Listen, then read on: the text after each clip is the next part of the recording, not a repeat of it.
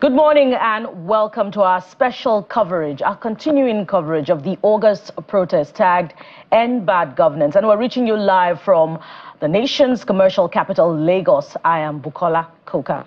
As always, our responsibility is to touch base with every part of the country where this protest is taking place and bring you up to speed as to the demands of the people and what the response of government at the state level as well as the national level is, as well as the conduct of security agencies like we saw yesterday. Welcome to the program. I'm Jeffrey Uzonga. So it's day two. Day one came with lots of events, but what will day two look like? You have to stay right here with us on Channels Television as we give you all of the angles. I'm Coyote Okikiolu. Indeed, it's been an unfolding scenario that has revealed so many things as far as, the management of the protest is concerned. And we're going to cover all of that yet again on day two for you. But of course, it's not just a Lagos team. Our colleagues are standing by in Abuja. Good morning, Chamberlain and Maokwe. A very good morning to you all. Welcome to the August protest. Yes, indeed, the protest began yesterday. Chamberlain also. Well, I'd like to say it's the morning after. The morning after day one. I heard Coyote say day two. Well, it was supposed to be a 10-day protest, but at this rate, will it continue today is the big question, given the events of yesterday. Good morning and welcome, Amaope Ogun Yusuf.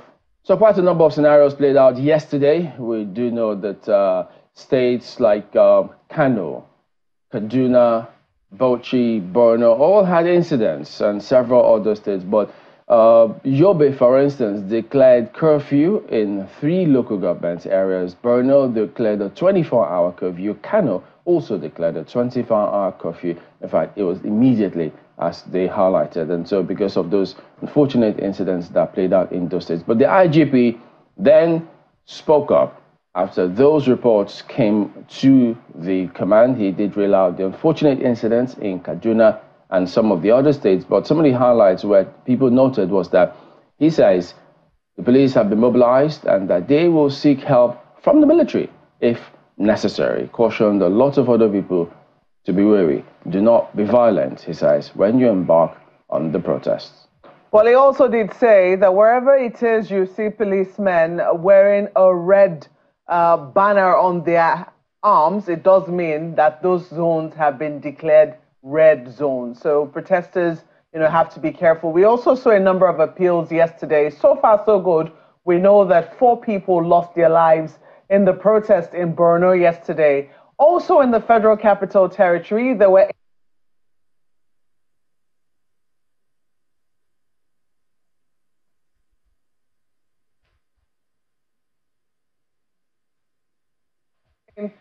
at least I can confirm on my way to work that there were remnants of bonfires that were lit up. Gunshots rang out yesterday along the airport road at night between 8 and 9 p.m. Vehicles were attacked. Commuters who were trying to go home. Quite a number of our staff couldn't make it home last night, a number of them having to stay in the office. So also around the Karu area, we saw what happened yesterday, the deluge of protesters coming in from the Yanya Karu axis, some of them even from Kubwa as well. Well, today we'll certainly keep tabs. We heard the Minister of the FCT appealing to protesters that if they're going to continue to protest today, they should stick with the Moshood Abiola Stadium today for the protest. Will that plea be heeded?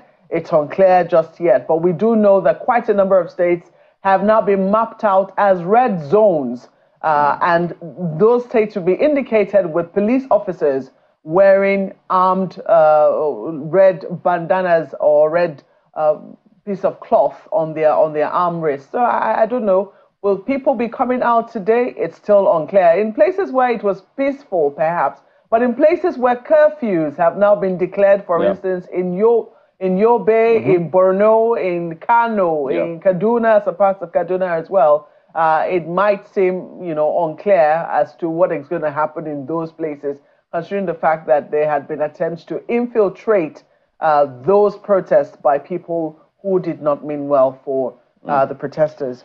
But interestingly, the FCT minister did say that there was a senator who was taking food to the protesters. They considered that fueling the strike, and tantamount to sponsorship. And so he says that the security agencies will be inviting such a senator and asking questions, because what they say that amounts to is sponsoring the protest. So there'll be big questions around that area, because even yesterday, the police in some places, I mean, we saw a tweet from the handle of the Nigeria Police Force distributing water to protesters. And they under that tweet, they said, if the protest is peaceful, we are for it. So if the police, was given water, would that also be tantamount to sponsoring protests? I guess we'll wait and see. But food and water, would they be marked different? That would be interesting. But how it started yesterday was, remember, it was a slow build-up. Will it be the same scenario today? Or has the momentum already kicked off? So will they hit the roads or the streets earlier than they did yesterday? I guess time will tell. But here we will speak to a lot of people who are involved in several ways, connected to the strike, appealing to people.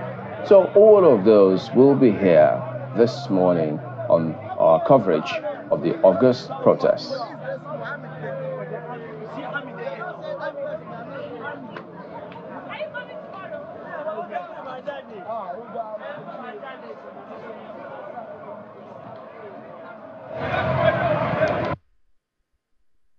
While we affirm the constitutional rights of citizens to assemble and express their views on issues of national importance, we were wary about the dangers posed by agitation instigated by some individuals who have shown tendencies to be disloyal to the government of the day.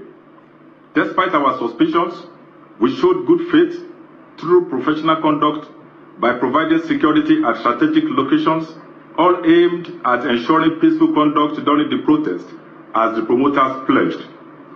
Our men, deployed nationwide, went out with a clear brief to ensure that no one is unnecessarily harassed or intimidated. In places where there were court orders, we gave instructions for observance of same. Regrettably, events in some major cities today showed that what was being instigated was mass uprising and looting, not protest. Those who were in the forefront of promoting the idea of the protest were not around to lead it. In the light of the current situation, the Nigerian Police Force has placed all units on red alert. Our officers are fully mobilized and prepared to respond swiftly and decisively to any further threats to public safety and order. We remain committed and resolute to protecting lives and property and ensuring that law and order are maintained across the nation. Groups who are hiding under the guise of exercise of a right provided in the Constitution to destabilize the country should also remember that the same Constitution imposed on them the duty to obey the laws of the land and respect the rights of other citizens. The police is equipped to respond appropriately to the unfolding situations and will get assistance from other security agencies, including the military, if the need arises. We appeal to all citizens to remain calm and cooperate with the police and other security agencies during this challenging period.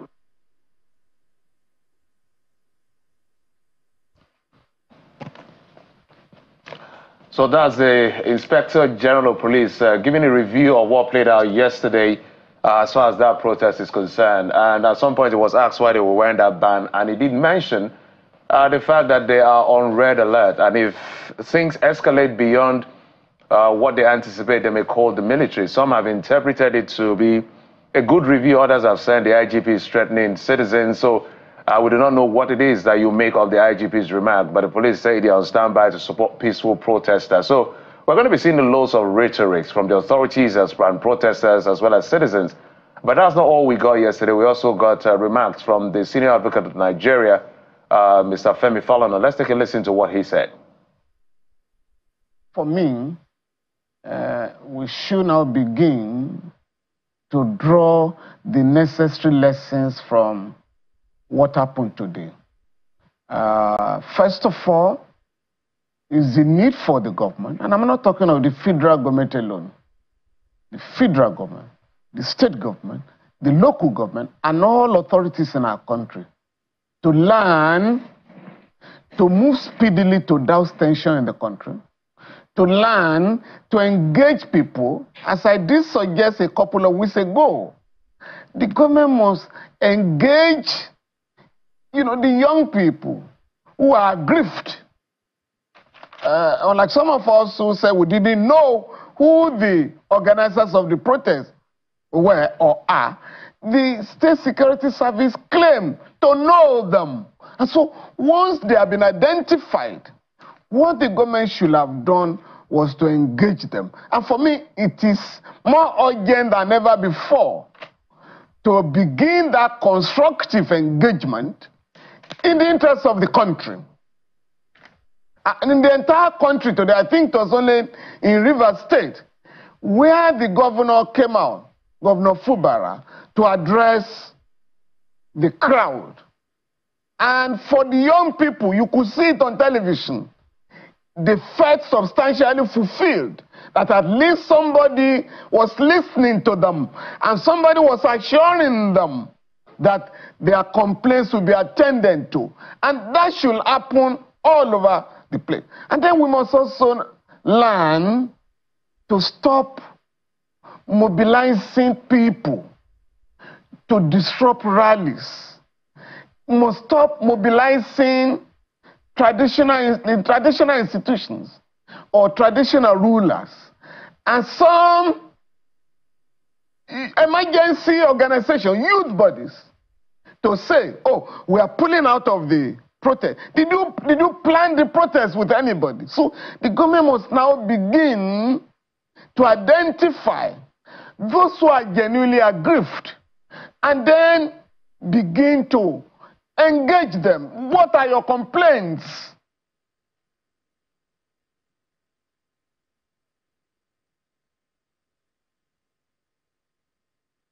So guys, Mr. Femi Falana giving remarks as far as yesterday, giving his own, they call it 2 cents as far as this whole protest thing is concerned.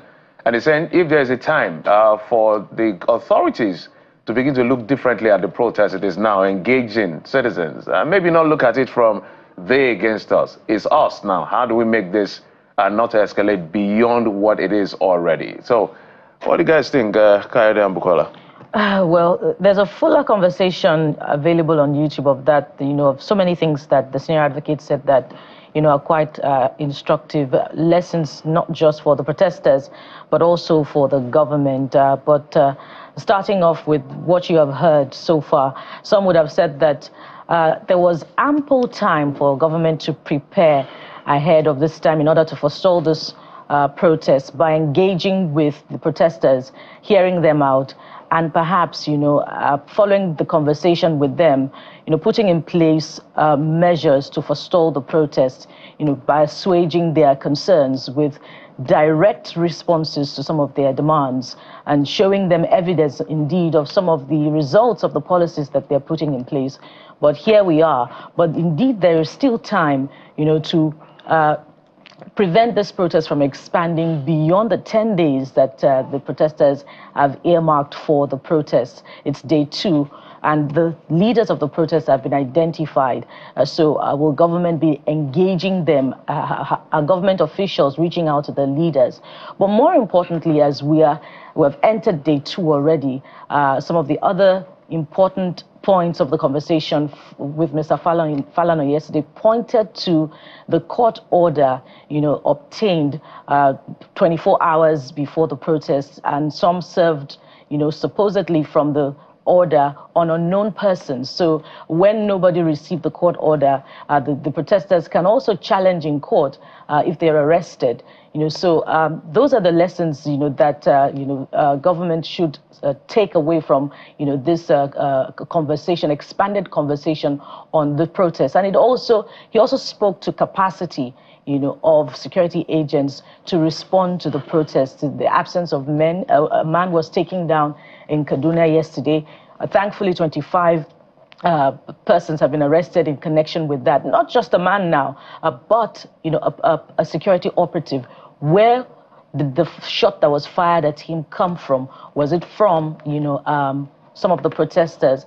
It may also have confirmed some of the fears of government ahead of this protest, which informed they're calling on the protesters to shelve their planned protest to avoid anarchy. So where the people who fired the shots, were they armed? Were they part of those, that the opposition said maybe, the government rather said maybe fifth columnists that want to, take advantage of the situation, to cause mayhem? So some of the takeaways from the conversation. Absolutely. So when the senior advocate of Nigeria was speaking about constructive engagement, and he referenced the governor of Rivers State having been the only one he saw addressing the protesters, what are other governors saying? Well, let's listen to Governor Hope Uzodinma of Imo State. He's also the head of the Progressives Governors Forum of the APC. Let's take a listen to him, and we'll give you an outlook as to what we expect today.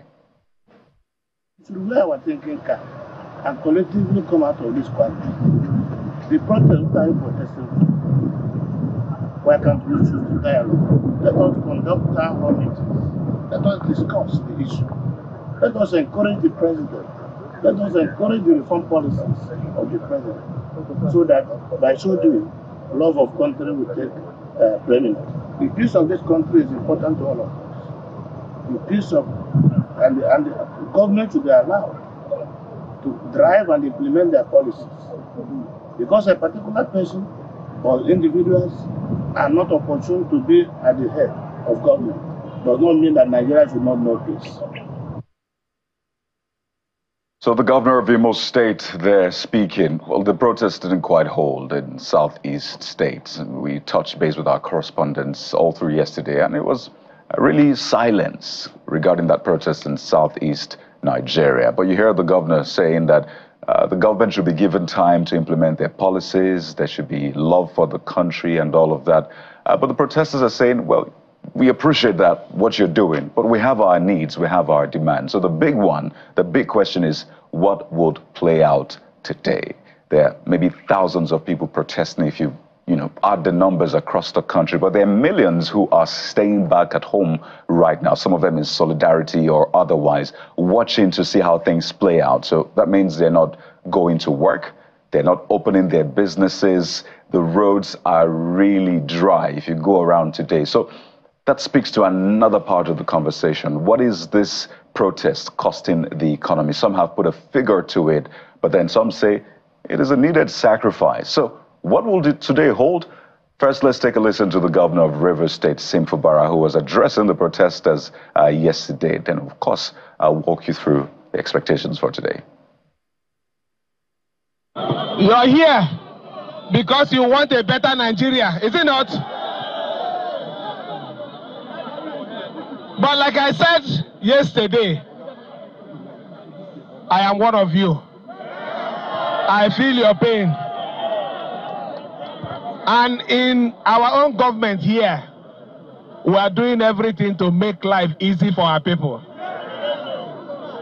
But you see, this particular protest that we are doing now, our only worry is that we know that a lot of people are planning to take advantage of this protest to destroy our state.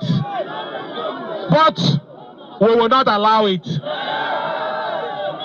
So, like I said before, I want to thank you for being peaceful. I already know your problems. We will communicate your problems to the federal government. Like I said, it is not easy. It is not easy. But we know quite all right that very soon everything will be well. Starting from our own state. Starting from our own state, everything will be well. What we just need is to support the government. Support the government. Support the policy. In the beginning of the policy, it might be harsh, but at the end, everything will be fine. We are going to make sure that we make life easy for you. Governor Simin live over of River State, giving his own 2 cents, as we say, as far as this issue is concerned, talking about the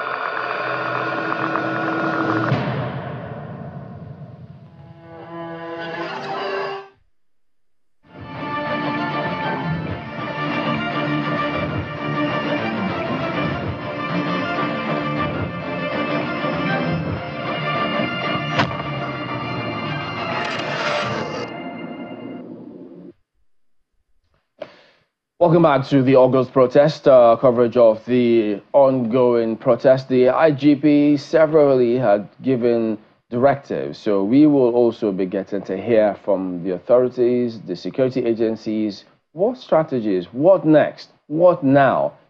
I mean, many are looking to see what do they do, where do they go from here. So let's just review the scenario as it is playing out. Conrad Utan joins us here this morning. He's a public affairs analyst. Good morning. Thank you for coming on today. Good morning, and thank you for having me. Okay, it's the day after. So very uncertain what may happen today or hereafter. So for you, what's going through your mind right now? Okay, so I had a 20 minutes ride to your studio this morning. The roads are deserted, and for a federal capital territory, that doesn't really tell nice. It gives you an idea of what is going on around the country. Did you step out yesterday? No, I didn't. Okay. I couldn't dare. You know, there's palpable tension. You know, people are very apprehensive. People are not sure about what's happening out there on the street, so nobody is even daring to come out. I can only, you know, fathom what the economy has lost, you know, in just 24 hours.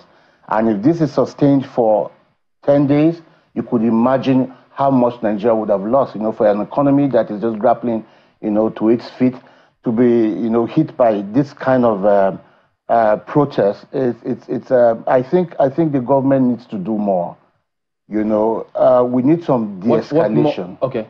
We need some de-escalation of the tension in the land. Look, the adults in the room need to speak up. Nigerians need to listen to their president. Look, there's so much that the IGP can say. There's so much that the Secretary of the Government of Federation or the Minister for Information can say. Look, we used to have those days in this country where the president used to engage with the people through town hall meetings monthly. What has happened to all that? The president cannot afford to abdicate his responsibility at this point. He cannot outsource the leadership of this country at this time. Look, we all love Nigeria. We love this country. Nobody is going to benefit from this crisis. Which president was engaging monthly? But President Obasanjo. President Obasanjo used to have a town hall meeting, you know, I think every month. He was engaging with the people. Look, the president needs to do more. Are you referring to the media chat? Yeah, media chat. I think he had more media chat. More media chat than but even with the media chat, it was an opportunity to reach out to the people, for the people to get to listen to what the leadership is saying.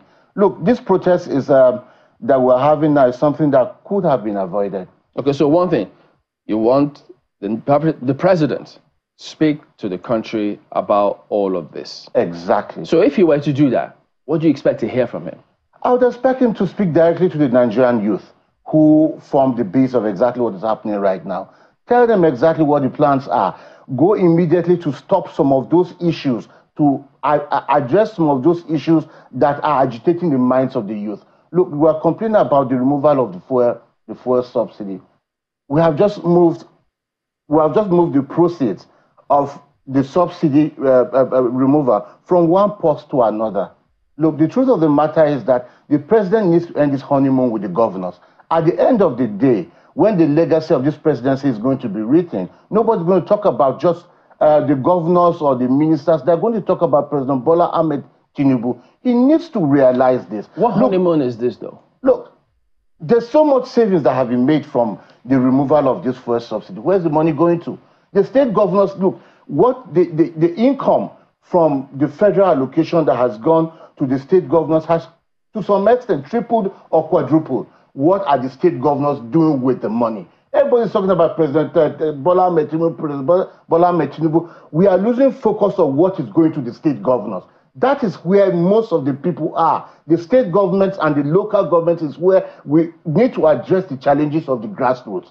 That's where our problem is. All this focus on the presidency and President Bola Ahmed Tinubu, we need to focus on our governors. The narrative needs to be expanded a little. What is happening to the savings? If you said that some people were looting from the subsidy, the monies that were being plunged into by the government for subsidy, now that we have removed subsidy and we are making savings, what is happening to the money? It's not with the federal government alone. Well, some people will also begin to ask questions as to whether the value of the money is the same, because basically what has happened to people, and I think that is felt across the country, is the inflation that has attended the removal of fuel subsidy.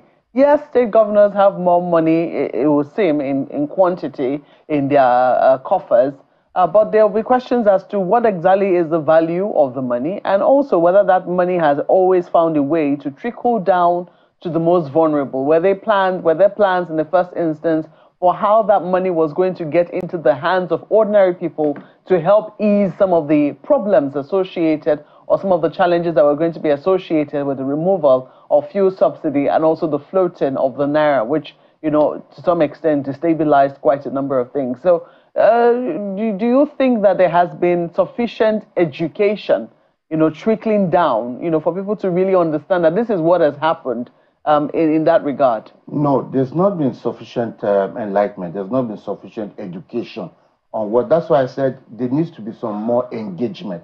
The people need to know where we are going. If for example, you have made savings from the removal of subsidy, you should be open enough to tell the people where the money is going to and what the intentions are. That is why I said it is very easy to de-escalate the tension that we have. It's very easy to have avoided this problem. Look, you can't continue to do things the same way and expect to get, you know, different results. It's not possible. If you have, to cut the president some slack, I think the president has been quite responsive. He has been quite proactive in the way he has handled, you know, governance so far. He needs to do some more listening. We're encouraging him to do more. Now, if the people on the street, the ordinary persons on the street are saying, the removal of this oil subsidy, we cannot feel what the savings are being used for. What do? You reverse it. If you have... you reverse the removal of fuel subsidy? Exactly, that's my suggestion.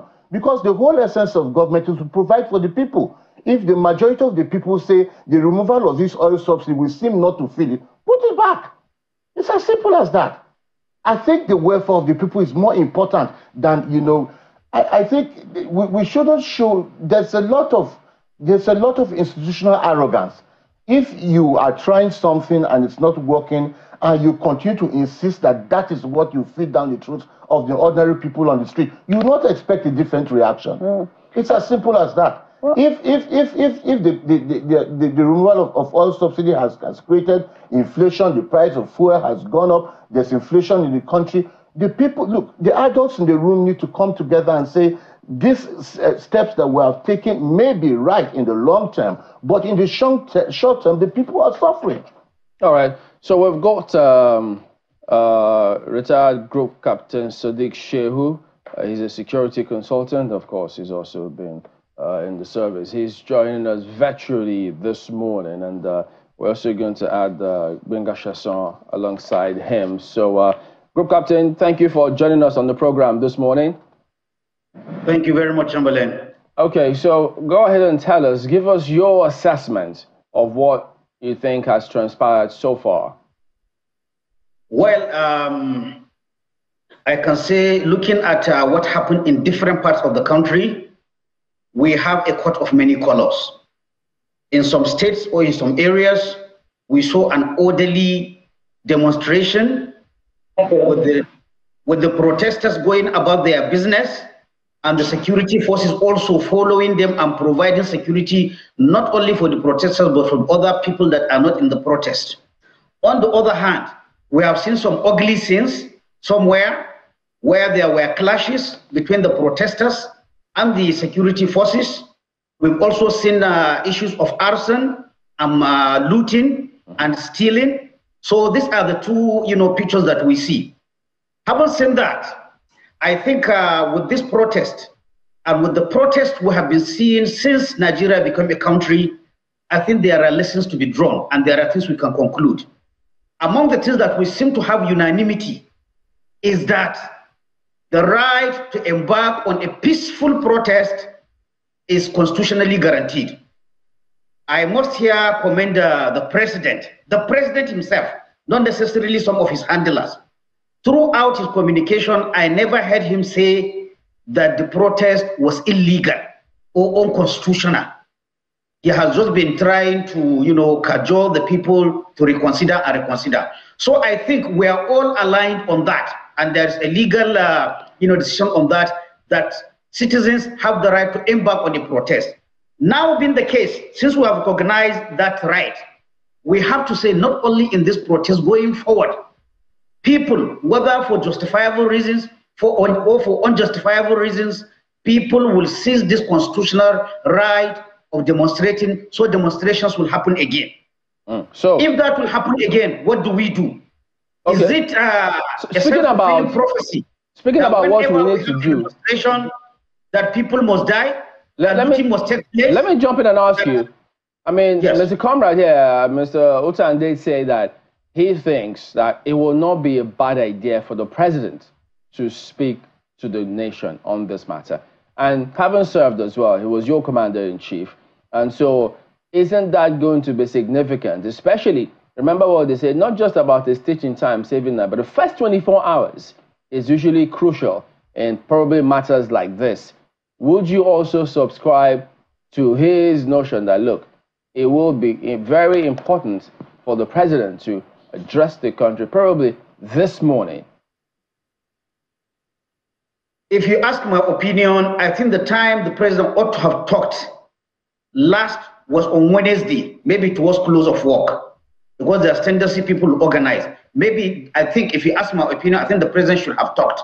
That he has missed that, I think he can also talk today. But Wednesday, towards Wednesday afternoon, evening, I think that was the appropriate time for the president. Not, of course, we are not saying with benefit of hindsight that if he had spoken, the protest wouldn't have talked. But it was an opportunity, a window for the president to try and engage the general public. Yes, he has met some group of opinion leaders in the Aso Villa, but talking directly to the protesters, all those people who have sympathy for the protest, I think should have been on a Wednesday. That we have missed that. We are entering into day 2, according to the planners. I think even now it is not late for the president to speak to the citizens. The things that we have been hearing from media, from his spokesman, he should come out and say it to the public. So in Borno, there were some explosions. And as a result of that, a curfew has been declared. And I think the last time we checked that report, they said about 16 persons were affected. In Kano, you also had some looting and some violence. And then you also had a similar narrative, Yobe, 3 local government areas, curfew in those 24-hour curfew in those local government areas. Now, for persons to come up with IED, does that not suggest that these things are premeditated and perhaps there is actually a lot more that meets the eye in terms of how those particular states, how it has turned out? In fact, there are certain persons who think that perhaps those who might have been involved or planned that one might be using that as a test case, that who knows what other states that they may try to do the same thing if they intend to stick to the 10 days as they had said. I do not like speculating.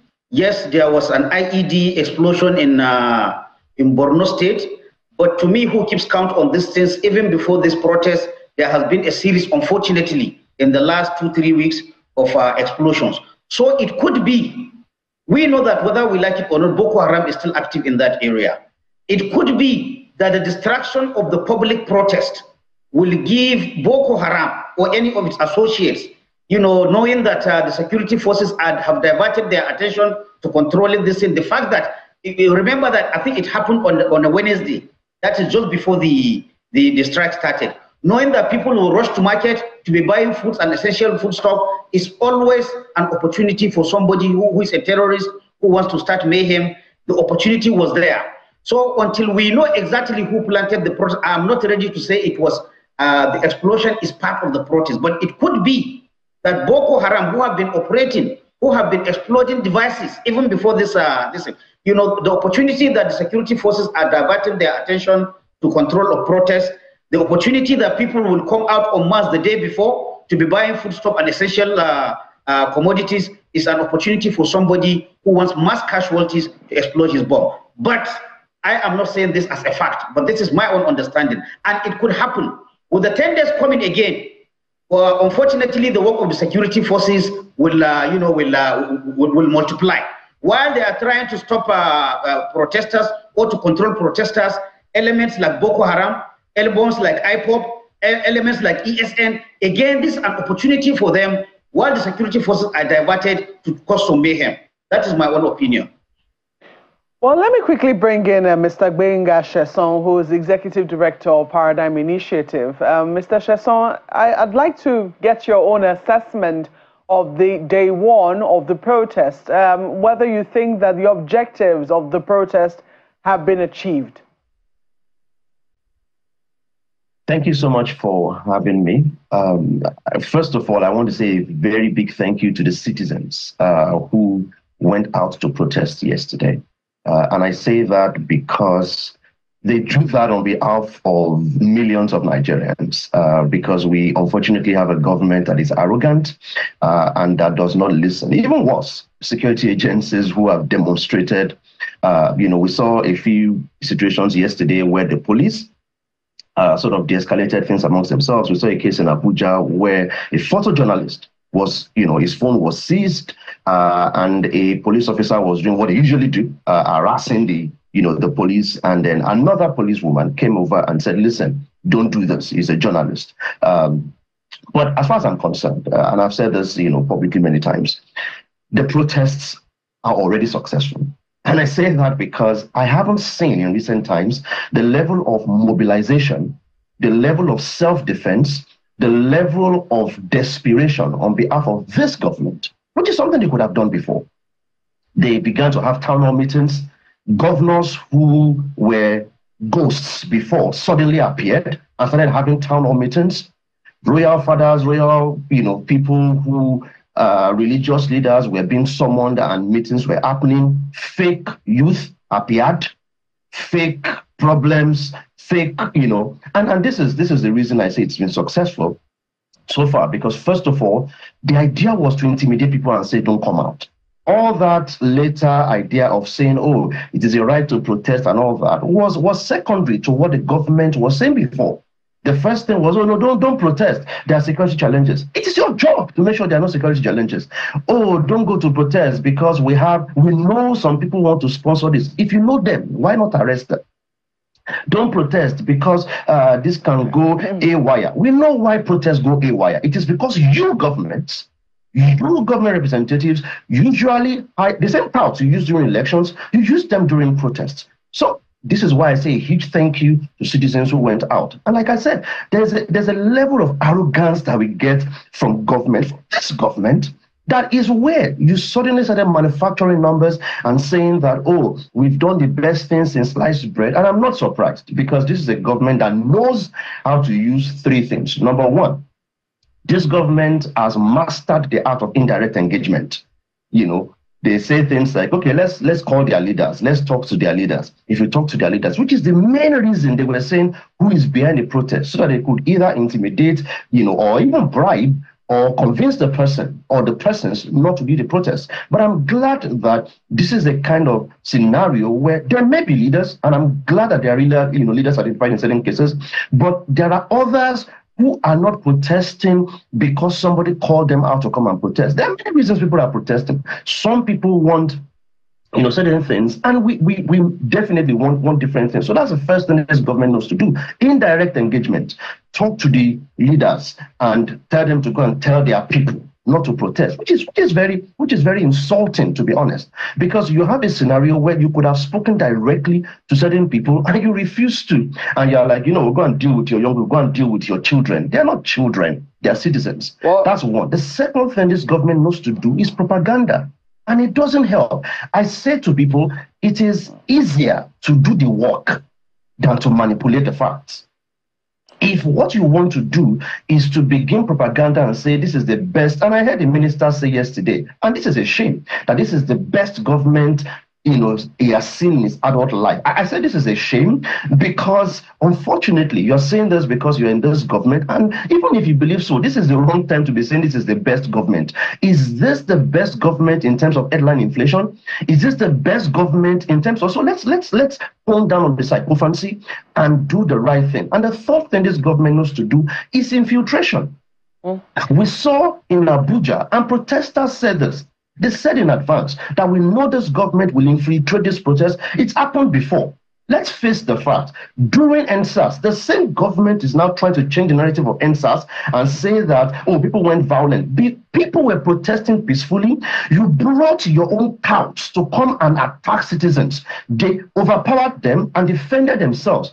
And then, apart from that, yesterday, loads of buses, about 5 buses, I understand, of counter-protesters, which, by the way, is the irony of this scenario. You know, you are no protesters, which is why I wasn't surprised yesterday. There were 2 scenarios of people who were carrying placards to say no protest and were complaining that the price of gari has increased. Does that not tell them something? The people that are supposed to help you tell people not to protest are, first of all, themselves protesting. You are saying citizens should not protest because of security challenges, but you're encouraging people to do counter-protests. Are you suggesting that it is only when you speak against government that can be security challenges, and then 2 of your people that you sent to come and say don't protest are now even complaining? In fact, it was funny because one of them said, oh, the price of gari is expensive, and his colleagues had to be asking him, what are you saying? Listen, hunger does not know proximity to power. Hunger does not know tribe or religion or race. Hunger is general. Inflation is the same. I'm an employer of labor.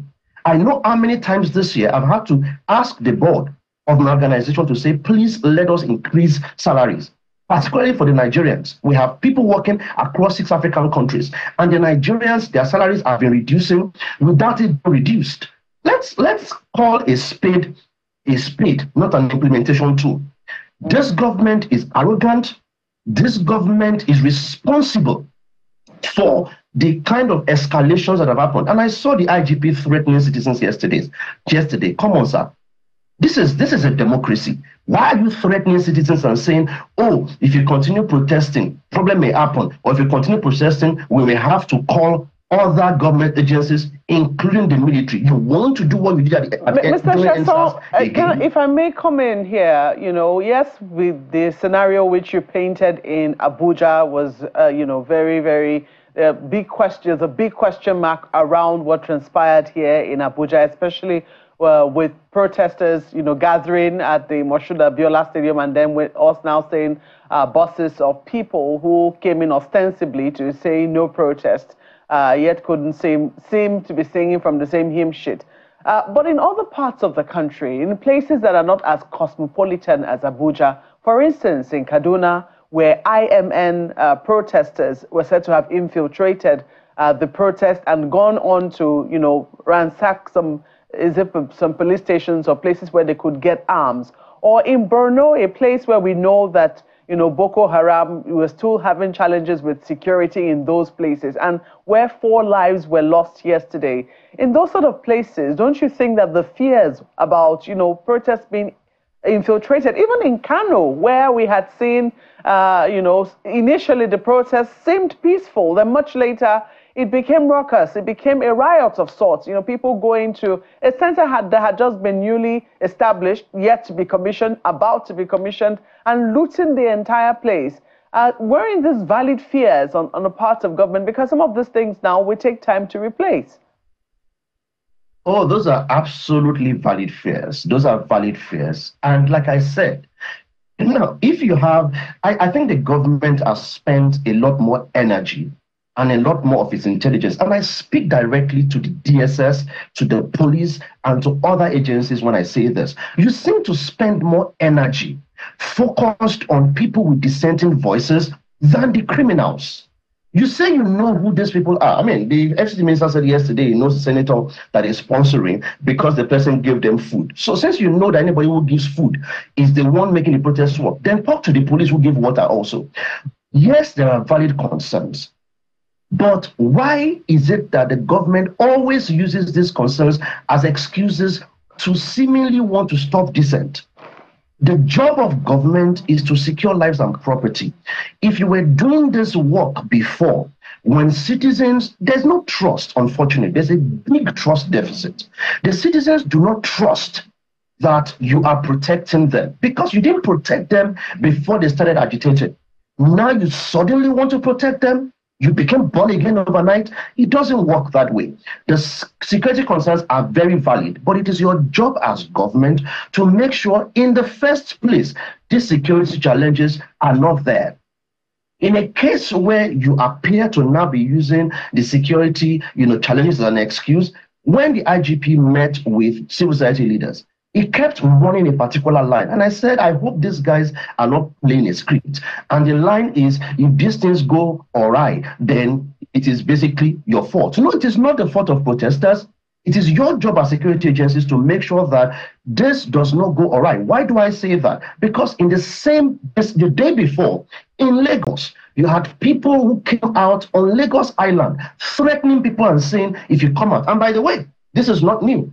We saw this in March last year when tactics like this were used to discourage people from voting. So it looks to me, two things are clear to me. Number one, it appears that this strategy of intimidation has been tested properly, was used during elections, and is also now being used anytime that anyone says anything against government.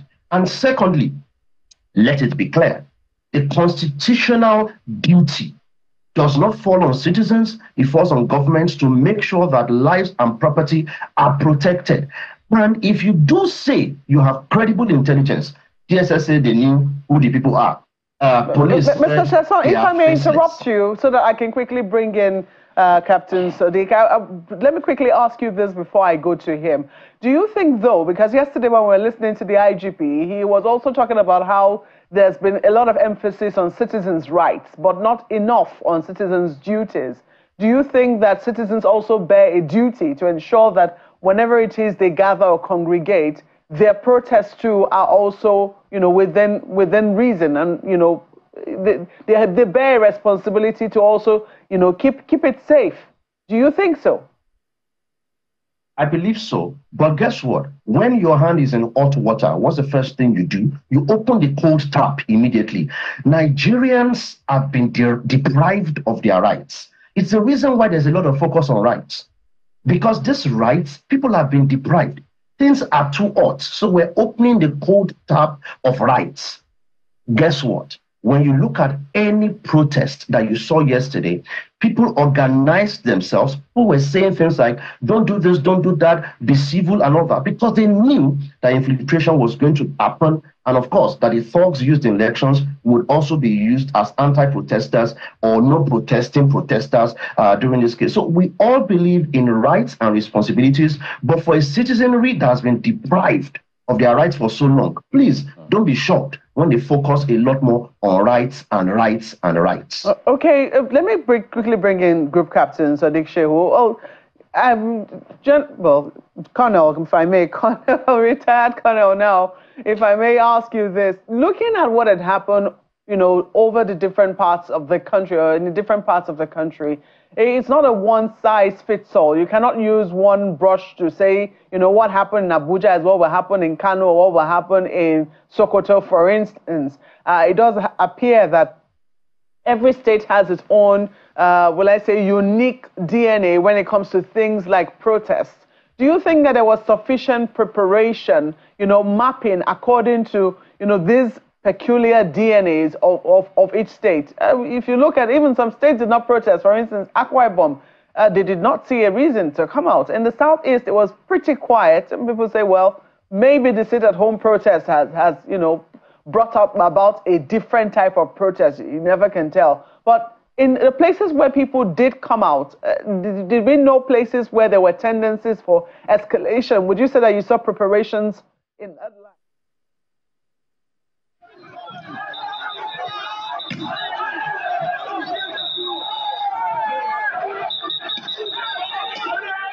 Like Benga said, the tendency of any protest to go awry is always there. But again, like I said, since we know there is a constitutional, guarantee for people could go, we should prepare that people would eventually use that constitutional right. Having said that, preparation on the side of the protesters should always know that there is this tendency that things could go awry. And for that reason, they need to pass clear communication. They need to clearly, select their routes where they are going and inform people and all those things. And in as much as not giving into security forces, but collaborating with security forces is very essential. That is on the side of the protesters. You may call a protest that I am the organizer or I am the leader, But the truth is that, like the saying goes, different people have different motives for turning out. And from the time the protest starts, it is a Herculean task for you keeping control on everybody to behave like one person. So when you are organizing a protest, you should know that. This is why sometimes coordination, I'm not looking for permission, coordination with the security agencies. This is what we are going, this is what we are going to do, and proper briefing of the people. Still things could go all right after that. Now back to the security forces. You asked whether, you know, at this time, on my own as a private citizen, I made an analysis, probably maybe I didn't get it 100%, of where likely things are going to be all right, where things are going to go okay. And we have seen pictures of the different sites. So I think the security forces should also have done that security risk assessment, looking at all the socio-cultural indices, and even, indices like, is it a PDP state? Is it all these things are part of what a security man should look at, you know, to template that. Where am I expecting hot points? Where am I expecting the thing to go all right? I did not see that. Another part of preparation, which we have seen in almost all public demonstrations, is also equipment. It's also equipment. Yesterday, I listened to Mr. Femi Falana, and I completely agree with him. He was saying my mind. You know, when you say preparation in terms of methods you are going to use, in terms of tactics, in terms of equipment, if you send a policeman with only his AK-47 and bullet, the saying goes that a person with hammer, he sees everything like a nail and he will hit it. So, you know, there are international standards which agree that there could be protests by citizens as opposed to a fight against enemies of the state from outside. So for that, there is this document called Basic Principle for the Use of Force and Firearms. It's a UN document. It says governments in sending security forces, and here security forces is used in the large sense. It could be police, it could be DSS, it could even be military. As long as it is a protest, it is a law enforcement law. They should go, the government should provide them with a choice, a range of equipment to use. If you go with only AK-47 with bullets, well, the security man himself also, he fears for his life. So let me draw a scenario now. If somebody throws a stone or a bamboo, or if a policeman standing alone, he sees 10 people coming towards him, and what he has is only his AK-47 with bullets, the tendency is that he will shoot. But the purpose of law enforcement during process is not to kill, is to stop disorderliness, if possible to arrest people. So for that, the instruments that will lead to this arrest, including, of course, the gun, which should be used as a last resort, because the security man also has the right to protect his life if he's in danger. But if you leave him with only the rifle, we see it on TV, we see it on this. So this is another lesson we should draw. Where is water cannon? Where is microphone? Where is rubber bullet? Where is tasers? All these are graduated approaches to using the force. So in terms of preparation, also equipping the security agencies to arrive with a range of weapons so that they have a graduated response depending on the the threat that they are meeting. If you don't have that, then to be honest with you, like I said, people will still insist on their right of protest as protected by the Constitution. The security forces will come with only lethal weapon and people will die. But I am saying it doesn't need to be so. It doesn't need to be so. If there is, lesson taken by organizers of protest, if there's lesson taken by the government to ensure that it gives proper equipment, if there is training and equipping of the security forces, we could have the elements of what is called a peaceful demonstration or a peaceful protest. Right. Well, Group Captain, the IGP, quite valid points really made, and I think this speaks to the different moving parts that government needs to pay attention to, while this protest is on. The IGP had spoken about, yes, people have rights, but they also have responsibilities and the rest. But we'll explore that further. But we'd like to switch gears now to the government side of this conversation. We have, of course, joining us on the program, the National President, ALGON, that's the Association of Local Governments of Nigeria, Mr. Aminu Mefata. Mr. Mefata, I know you've been speaking about the hashtag or the tag, the theme for this protest is End Bad Governance.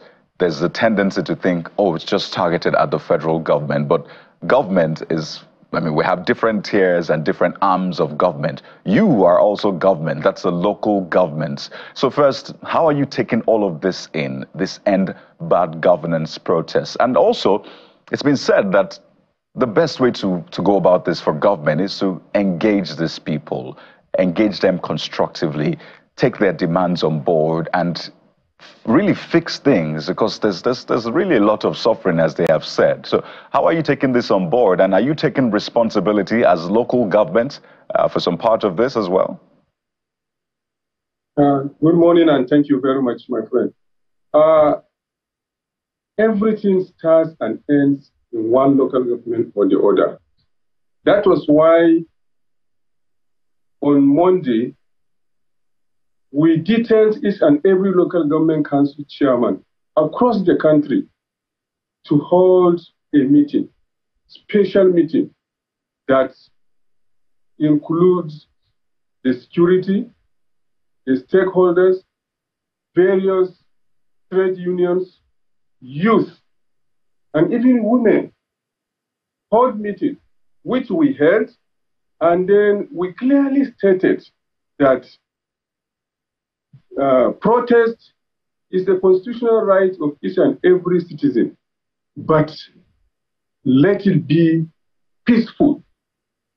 And we clearly told the law enforcement agents there that you are to provide protection to anyone that intends to protest, so that his life and the lives of others who are not going to engage and their properties are well protected.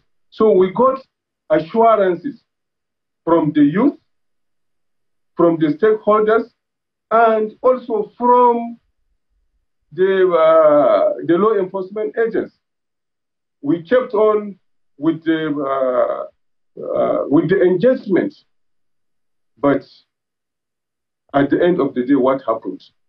Just like we rightly appeal that let us not be violent in the demonstration, but we saw how all these demonstrations or protests led us to destruction of properties and lives. Like here in the state capital of Nasarawa State, protection was given to them from the point of start, straight to the deputy governor's office, who received them. They gave him their list of demands, and he promised to take this list of demands to his principal and the higher authority. Immediately they were out from the deputy governor's office. What happened? Just few meters, then it turned out another way. They started hurling stones on people that were just sitting down in front of their houses, and started attacking the office of the ruling party, which was almost opposite the deputy governor's office. They started even destroying properties along the way. Still, police were looking at them, giving them protection, and pleading to them to be civil in their protest. They left, still police escorted them. But when they reached almost the center of the town, what happened? So many people, most especially small children, or I can say young children, some below the age of 10, joining. And then from nowhere, other people which had ulterior motive, I can say criminals, joined them again. What happened? They started attacking the people they are claiming to protest so that our lives would be better. They started attacking people on private vehicles, started attacking people's, looting people's shops. And these are also Nigerians, these are also people that are also feeling what they are talking about. A lot of looting. And some people after this, like after yesterday, in fact, their capital base, their happiness have been shattered. They are back to square one or zero, ground zero. So if you look at this is what happens, and also in some local government areas, you see attackers attacking or destroying local government secretariats, where even the staff had to run away. What did the staff do? This government property belongs to each and every one of us. If you destroy it, it will still be taxpayers' money that will be utilized to prepare this, to repair these damages, instead of using this to provide more amenities that will make life so better for the people. So this is the scenario that generated in almost all the local government areas in the country where the protesters or where the protest held, the protest that originally by the organizers was aimed to be peaceful, to send message. That is why we said, okay, let it be peaceful. Give us the message, we at the local government level. But if you think we are at the grassroots, we are not equal to that level, we know. But let us provide the security, take it to our principals in the state, the governor. Beyond the conduct of the people now and the response of local governments, let's stay with the response of government, this time the state governments. In areas at least where the protests were peaceful, where the protesters got the opportunity for executive hearing. For instance, in Rivers State, we saw the interaction of the interactions between the protesters and the governor. Was it a missed opportunity for the protesters? Because a lot has been said about the responsibility of the federal government. What about the responsibility of the state governments? Because in states where the executives addressed the protesters, the governors ended by saying they would take their demands to the federal government. Could the protesters have engaged by demanding accountability and responsibility from the state executives on what they are doing to address the issues of hardship and rising costs of commodities? Yeah, to be fair to the state governors, before now, when this agitation was gaining ground, they called on each and every stakeholder. We had all what you were saying. And most of the governors, they rolled out a lot of programs that will cushion the effects of these challenges our people are facing. Planned proposals or planned programs that will have immediate solution, short-term, medium-term and long-term solutions. And these have started rolling out. Like, I can cite so many examples, like the provision to our farmers of farming inputs, which we know in the open market, the prices were so high. The federal government sent down a lot of these inputs, like fertilizer, like seedlings, and so many insecticides and the rest. Herbicides and a lot. And the same thing, the government rolled out ways on how the industries, on how the medium and small scale enterprises can access capital at almost zero rate or a decimal interest rate so that they can boost their businesses. We have seen so many of these interventions being rolled out. So even at the local government level, we are doing so. With the just pronouncement of the Supreme Court, we have begun to see a lot of changes at the local government level. And this is the first month. And we have not seen any serious challenge that can overcome local government councils to carry out their constitutional responsibilities. So it is not that the government at the states and the local government, I'm saying at the states because I am part of the states. And we know what the state governments are doing through the local government councils or areas that will go down to the people at the grassroots. And at the federal government, all these incentives, all these palliatives, and all these laudable programs are being passed to the states and then to local government councils for implementation. And we have started seeing positive responses, most especially in terms of farming. You see that with these programs of free fertilizer and a lot of incentives that will if you can hear me. Farmers. Yeah. Two things I would like you to speak to. People have complained about poor communication from government to the people.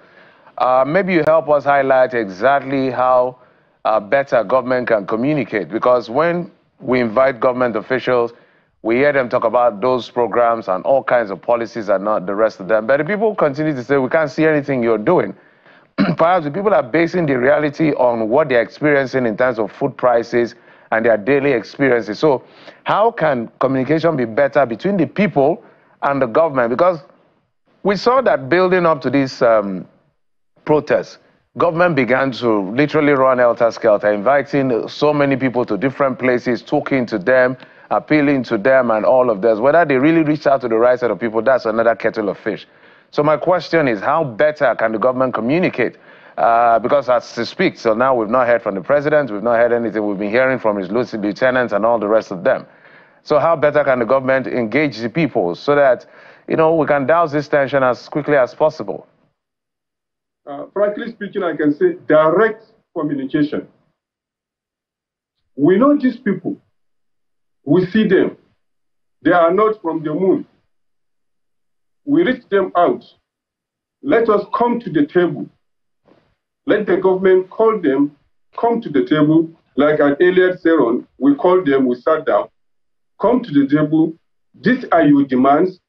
Then the government will look at the areas that they have intervened, the areas that need more attention. Then let us, as a government, give them our words.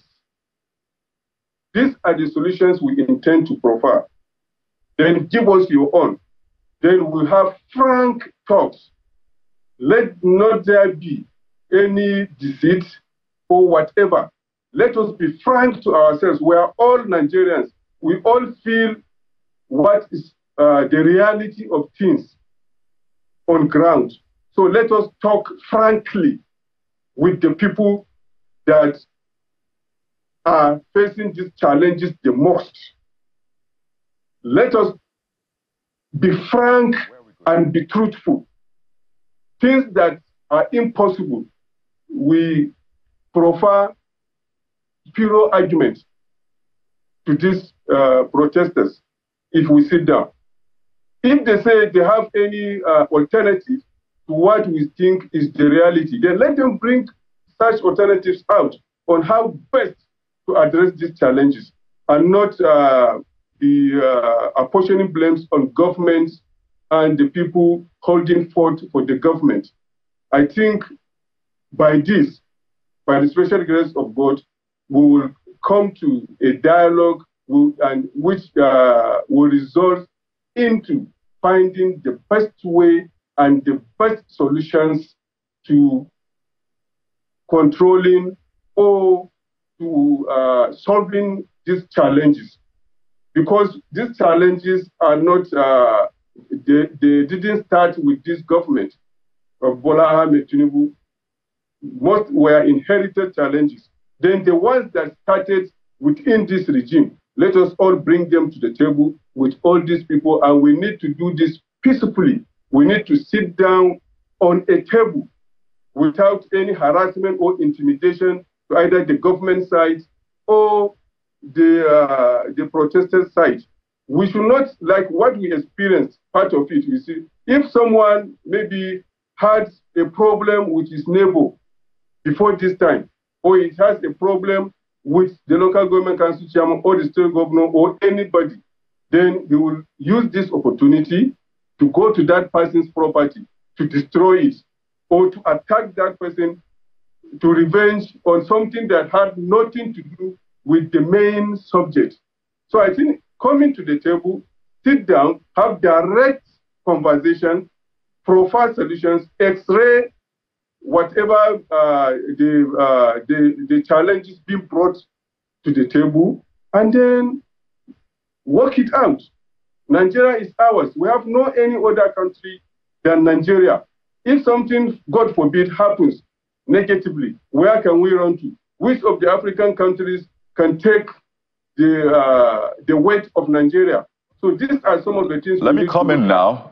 Quite a number of things you have said, really, and some will say the government had ample time to engage, to say, okay, what are your demands? Let us look at those demands. And they've always wondered, why do we have to wait till last minute or when things have already snowballed into something bigger before we start saying, okay, let's dialogue? We had a lot of time. Nigerians have been protesting for weeks and months now. Maybe not on the streets, but they've been voicing their frustration, their discontent with the state of the economy for months now. So why wait till this point? But let's head back to the streets, because a lot of action is happening on the streets, and we still wait to see what today would look like. But right now you're seeing images from the Moshood Abiola Stadium in the nation's capital, Abuja. Yesterday, this was quite a busy area where the protesters had first converged, and then we saw counter-protesters on the other side as well, before the protesters then proceeded to the Eagle Square, and then we saw the tear gas and all of that. But today, the Moshood Abiola Stadium, at least from the outside, is empty. Literally, there's no protester inside. We see few vehicles driving past, but that is the state of the MKO Abiola Stadium in the nation's capital, Abuja, this morning. This is expected to be day 2, Bukola, but so far we're not seeing the protesters, at least at this venue in the nation's capital. Yes, Abuja. we started day 2 of action at 8:17 a.m. In Abuja. From Abuja, we're moving to Kaduna now, and you're seeing live images from Kaduna. What we see now is security operatives, including men of the Nigeria Security and Civil Defense Corps, NSCDC, from their uniforms, and indeed officials of the Nigeria Federal Road Safety Corps, FRSC. And there are no protesters yet inside from these images that we see in Kaduna as well. But we also see a police van, or if you like, a van belonging to men of the military, who we're also seeing in this image. And we also have a statement, but we'll take that statement later. And just about this one, Bukola. Yeah. But this is the road leading to the seat of power in Kaduna State. So the security operatives have mounted a barricade, and they are, from what we hear, they are warning miscreants to stay clear of this area. So that just gives you context as to where this is. That is a road leading to the seat of power in Kaduna State. We saw what happened with, offices being vandalized in Kaduna, which is next door to the nation's capital, Abuja. So all of these things are linked. That's why we're keeping an eye on what is playing out. And just a reminder that there's a curfew in place in Kaduna as well. From the north of Nigeria, let's go to the south now, the southern part. River State, to be precise, where our correspondent Charles Oporum is standing by to bring us up to speed with action or inaction there in Port Harcourt as far as the protest is concerned. Hello, Charles. What can you report at this time? Hi, good morning, Buki.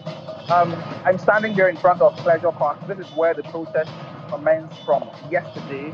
The protesters gathered here yesterday, but day 2 seems like there are not a lot of them. I got here, there are more policemen here. They were here yesterday to secure the area. Behind me, you can see some of them. But while I was waiting, some of the protesters started arriving. They're just to my right, a little bit out of the shot, right? Like a handful of them have just gotten here. I'm going to be monitoring the situation. Okay, let me turn the camera around so you get a view of what's actually happening here. Now, some of them are just here. I don't know if you can see them clearly. They just arrived, and they're just, they look like they're trying to put themselves together at the moment. So that is the situation at the moment with regards to the protesters. On my way to this place, some of the businesses that were not open yesterday are open now. A couple of them are open now. So the city is not as busy as it typically is, but it's not as dry as it was yesterday. Okay. So Charles, bring us up to speed as to maybe your feelers as to what's happening in other parts of the city. I know that Pleasure Park area is one of the busiest in terms of the Aba Express Road. But what are you hearing in other part of the city? Maybe town area, Oyibo area, Borokiri area, and all of those areas. Okay. Yesterday, interestingly, the protests largely happened here in along from Pleasure Park to the government house. But it doesn't mean that there weren't one or two pockets of protests elsewhere. There was a slight, will I say, a minor protest somewhere around NTA, around the NTA facility on NTA Road in Port Harcourt as well. But as of this moment, we haven't heard anything from any other part of the city. Our feelers are still out, Eleme, Oyibo, Omoku, and all these areas. But really, nothing concrete has come in from any of these areas as of this moment.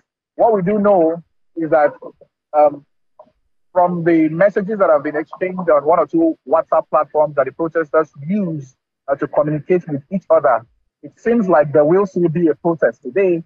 I do not know the details yet, but I'm following the situation. Yes.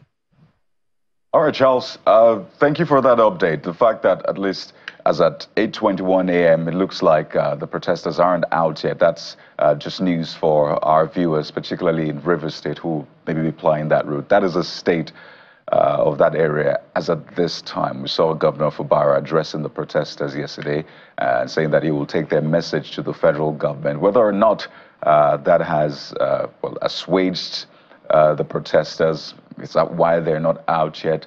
We'll wait to find out. But please, Charles, get back to us as soon as you have more updates from where you're at. Thank you.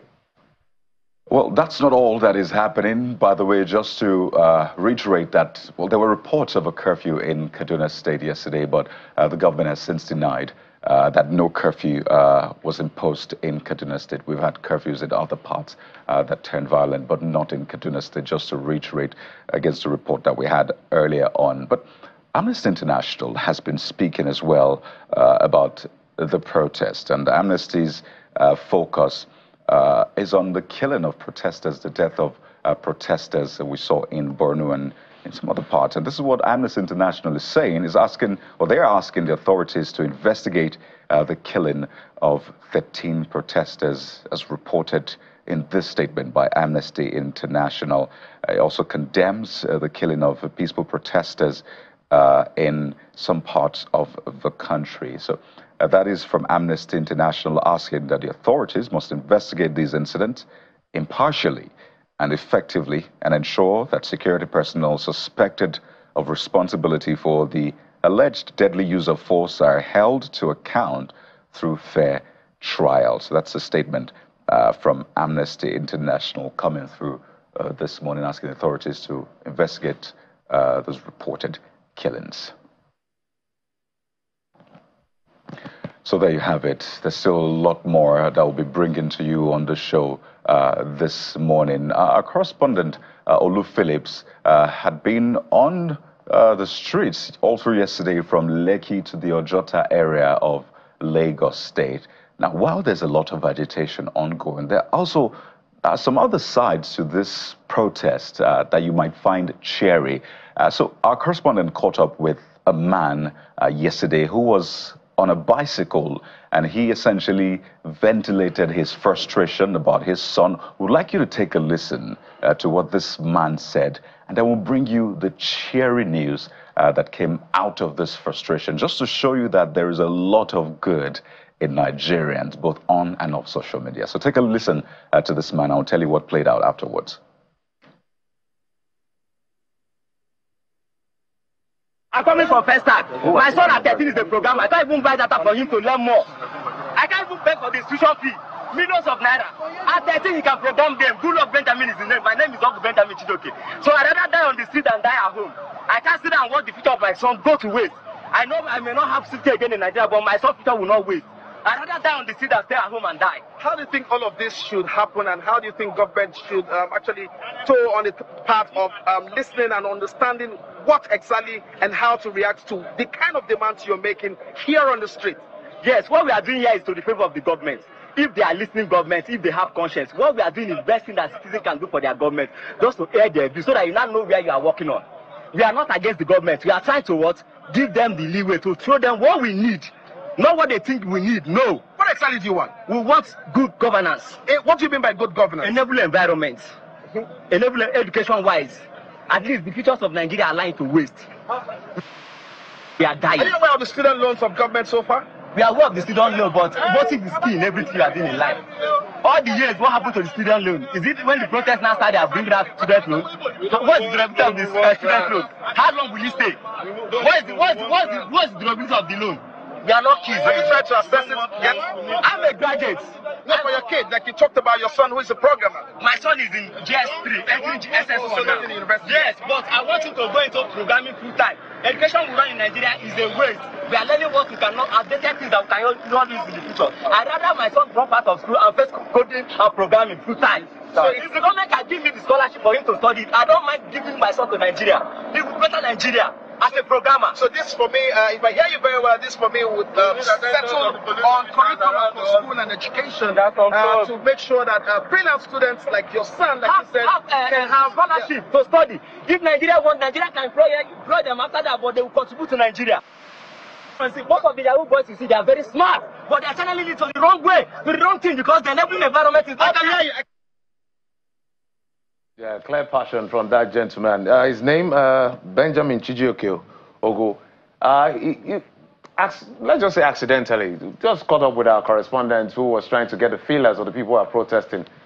He rode his bicycle all the way from, I think, Maitu, and came down to Ojota to be part of the protest. Really now the fact that, look, he needs his son to have a better future than he did. And some good Nigerians saw it and they were like, okay, this is a need that is very clear. Let's see what we can do. And they decided they want to raise funds for him. And they put out his account number.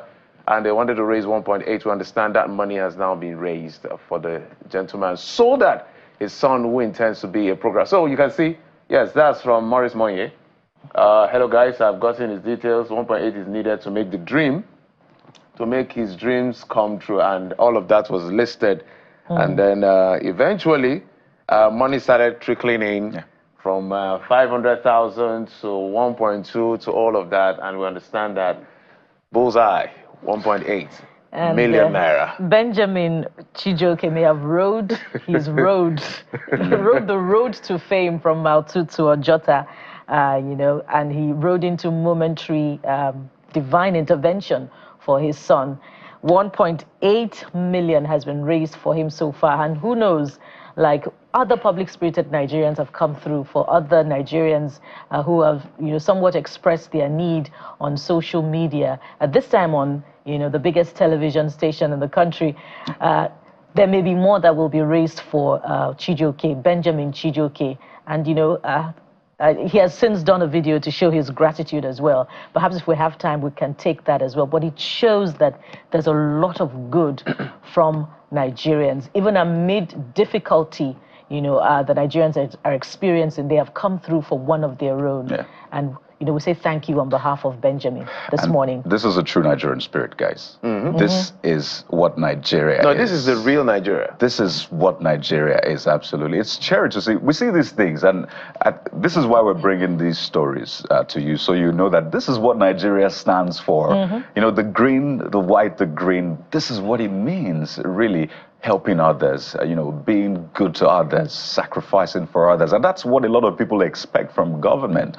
But when they look and see that, no, that's not what we're seeing, they begin to say, well, this is not the true Nigerian spirit. So it's important for government, people who are influential, to maybe step down from the high horse. I said yesterday that if you're triggered by this end bad governance hashtag, then you need to have a rethink. So maybe you're contributing to end bad governance, because I think it's something that everybody should take on, to end bad governance. After all, it's good governance that we want. So people said, we're not going to wait for government on this man's situation, his son's situation. We are going to step in. So it's good to see, but of course we know government has its own responsibilities as well. Sorry, because you know, at the end of the day, there's something we call positional leadership. And so it feels, if the president comes here, for instance, and mentioned your name, mentioned my name, mentioned all our names, there's a way it makes you feel that this person, this guy knows me, this individual knows me, this leader knows me. So that's what it is. So when people have leaders reaching out to them, as you say, coming down from their high horses to reach out to the people, just like Nigerians have looked at this guy and say, he has an immediate need, let's meet him. Because funny enough, at the end of the day, when it comes to election, now this is where politicians have some explanation to do. There is no polling unit that will not have a polling officer, a party agent, and people voting. But as soon as the elections are won, there are an avalanche, myriads of excuses why they can't get to those places. For me, it's clear mischievous. If you can get there to be voted for, then you should get there to reach out to the people. And somebody made a suggestion yesterday that the president did a lot of town halls, maybe more than every other candidate in his assessment. And now, why are those town halls at the end of the day? Which is why when people are sat down and they can no longer take it, things like this happen. But we hope we're learning from all of this at the end of the day. So who are we going to next? True, Jeffrey, you're right that there's always space at the leadership table. It's not full, as Nigerians assume that it is, and Nigerians are taking up that space by coming through for this young Nigerian. I just wanted to add, Kayode, that what you said about this being the true Nigerian spirit is so true. Why is it true? All of those who have come through for this young Nigerian also are going through the same challenge that everyone is going through. We all feel the pinch of the harsh economic situation, yet out of the difficulty, they have done this, and it is quite commendable. Our conversation is still on. Let's go this time now to Mr. Gbenga Sheson. I mean, let's find out what he thinks about this, because he's big on the internet as well. Mr. Sheson, your thoughts? I'm seeing this man's story, how Nigerians came through for him. Is there something to maybe learn from this? You know, this is why I say that people protest for different reasons. Apart from those who, of course, assume that they have proximity to power and rent-seeking, opportunities, Nigerians are not asking for too much. This man's problem was simple. My son has shown potential. I want him to do this. And I think that there is no surprise here that Nigerians have now done what they normally do, to support. It's like the story of the person who went to the altar to pray, Lord, please solve my problem. Lord, solve my problem. And somebody around the area was like, okay, what exactly is your problem? This one that you are making noise. And the man said, I need 10,000 naira. He said, yeah, take 10,000 naira and go. And don't disturb me again. Let me face God to give me my own 1 million. This is a demonstration of the true Nigerian spirit. These are the same people protesting and are saying that, listen, this person's challenge is a bit smaller than the bigger picture that we're looking at. Let's help him solve this problem. And I know that this is one of the lessons that government could learn. And the lesson is this: instead of waiting for people to protest and then you now start defending yourself, why don't you listen to what they are saying? If citizens could listen to channels and then respond to this, and by the way, this is not the first time. I'm sure you know this is a popular occurrence on social media. At the beginning of the year, we had Deborah, I think that was her name, Debbie, who came around, and people flooded our account so much, and private sector jumped in and began to support. But guess what? How much longer can citizen self-help continue? What this man was basically saying about education, and I think and I hope that people in government listened to what he said. He said he wants his son to drop out of school and face programming. He said two things. One, the state of education. We used to sing, if you study hard, your shoe will sound good and you will get a good job. Right now, people know, young people in Nigeria know, that going into many institutions in Nigeria is literally just wasting your time, because when you are done, there are no jobs waiting for you. So education, he raised the issue of education. And the second thing that he mentioned was that Yahoo boys are basically smart young Nigerians who are using their smartness negatively. I run Paradigm Initiative, and this is the work that we do with young people. I can tell you stories for days of young Nigerians who literally could not use a computer, who literally have been told by their parents that, well, we don't have enough money. We started the program in Nigeria. Now it runs across 11 countries across the African continent. But I can tell you stories of simple stories of a young Nigerian whose parents have told him, listen, we don't have money to send you beyond secondary school. This guy came, did a training, 4-week training on how to learn how to use a computer, how to do, spreadsheets and all that. From there, got an internship. As I speak to you today, that young man is a senior manager, he's an assistant manager in KPMG, and has been, in fact, he's already been snatched by another country from KPMG in Nigeria. And these are stories that are possible, number one, when you know what the problem is, not when you assume what the problem is, not when you throw solutions at problems that don't exist. And number two, when you are consistent, this sudden reaction, this reactiveness that comes from government is senseless. How many times did you hear that young man say when they were telling him things like, "Oh, there's a scholarship," and he's asked a very simple question. Speaking of young Nigerians, Mr. Sheson, pardon me if I may come in there. A lot has been said about the seeming lack of strategy in yesterday's protest, and indeed our correspondent Olu Phillips observed that when he noted the disconnect between the young Nigerians protesting just some distance apart at Ojota yesterday, and we also saw that a number of other Nigerians came out in other parts of the north where the protests turned violent, and indeed we recorded some casualties yesterday. Is this yet another missed opportunity, for some coordination and strategy for the protests in those parts of the country where where curfew has now been imposed?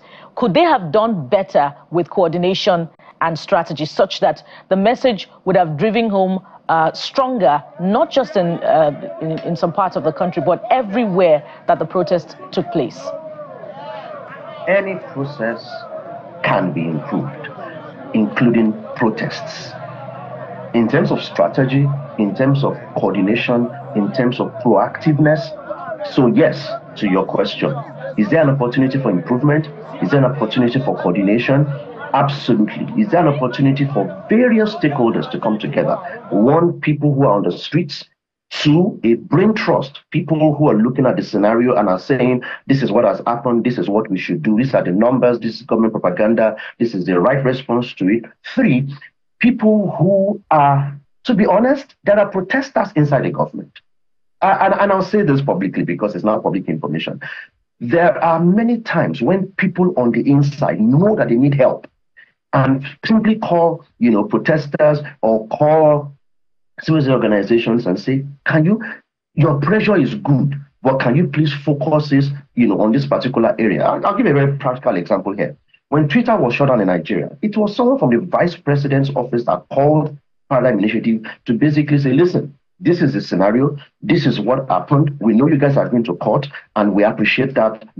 So there are various moving parts of this. There are people who will sit with government, and this is, by the way, where I say to people that not everybody will sleep and put their head in the same place. There are people who will sit in the room with government and have conversations, and that conversation will be fed by information from a brain trust, feedback they're getting from protests. So yes, there is definitely room for coordination, and there's definitely room for improvement, and to make sure that we improve on the gains. One of the things I was talking about in terms of the obvious, immediate response from Nigerians is this. This gentleman has identified two issues. One, education, and number two, he has mentioned the issue of young Nigerians whose talents are being redirected. And I say this all the time. Instead of going all out and looking for another young person that has a laptop and has a mobile phone and calling them Yahoo, we need to make it clear that if you have tech talent in this country, there are many opportunities for you. And I gave a very simple example earlier. And I said, not earlier on this call, many years ago, and I said to the EFCC, for example, because they were busy running around and trying to chase young people in any cyber cafe. This was many years ago. And I said to them, you are going about this thing the wrong way. What you need to do is to demonstrate that there are opportunities. If somebody knows how to hack government information or to do all that, then you need to make it clear to them that as a government institution and also across many private sector institutions, including banks, they have the skills to do penetration testing. They have the skills to do the right thing and they can be rewarded for it. But unfortunately, the impression that we give many times is that we're more interested in suspecting that anyone that drives a Benz and maybe by any chance has dreads is a Yahoo boy, because we simply think that. Yeah, absolutely. Yes. Your points are quite apt and noted. Let's take it back to our Abuja studio, where we have Ms. Altan, who is a social critic and public commentator. Ms. Altan, one of the things that maybe part of the build-up to what we have today, which is Christian and bad governance, is the issue of the rule of law, which I want you to comment on. In the last few months, we've seen all kinds of issues around litigation, some even embarrassing. A lawyer will go to a court that doesn't have a jurisdiction. A judge, perhaps knowing that this court doesn't have jurisdiction, will not speak to the substantive issue, but give an ex parte, and we start this adjudication. And before you know, politicians start cherry-picking which law to choose or which law to respect and honor. And it's just a gamut of embarrassing situation. We even had this CJN said, look, this has to stop. Let's positive to what is going on, which is part of the reason why we're here in the first place. How do we move forward to make sure that Nigerians respect the rule of law, the political class, the citizens, especially the political class, respect the rule of law? In fact, somebody was making fun to the fact that all of a sudden the government now wants to respect the rule of law. They ran to the court to get ex parte to stop people from protesting anywhere they want to protest. But when it comes to other issues, they choose which to obey and all of that. So I want you to speak to the issue of the rule of law as perceived by Nigerians. Okay, there's a duty of responsibility that falls upon both leadership and followership. That is why it goes beyond just showing empathy and showing concern to the feelings and aspirations of the Nigerian people. It behoves on government to set a proper narrative, a proper template as to what kind of governance it intends to deliver and what the expectations of Nigerians should be. I think we need a total value reorientation that permeates all strata of our society, from the judiciary to the legislature to the executive, and of course to we the citizens. It extends, by and large to everybody. If a certain rule or law applies to me, it should apply to the next person. If a certain law applies to government, it should also apply to the Nigerian citizen. That will give the citizen some sense of the duty of responsibility, to follow if he or she believes that government is forthright in what it's doing. Look, we shouldn't be where we are right now in the first place. Drawing from the experiences of the NSAS protest a few years ago, you would have naturally expected that government would have learned lessons from what happened and then would have done all within its powers to foresaw, a repeat. Instead of scaremongering, this is what happened, the people are going to take over the protest, there's going to be looting, look, the Nigerian people are hungry. We used to have days in this country where when a car breaks down the road, people within that community will come and offer a helping hand to try to see how the issue is fixed, and so you could move. Now, when a car breaks down, a truck breaks down, people within that area come to find out the contents of that vehicle so they could loot. And then the reasons are not far-fetched. Everybody is hungry in this country. Everybody is hungry.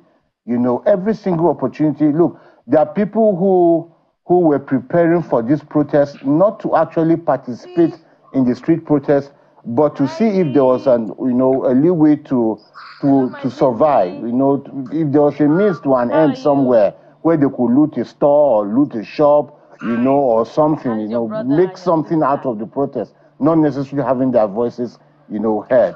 So it's a whole value orientation, across the country, which is what I think we should do. If the government expects certain values, from the citizens also place a demand, on the leadership of this country or those in government as to what their expectations are. I think that is my opinion about this.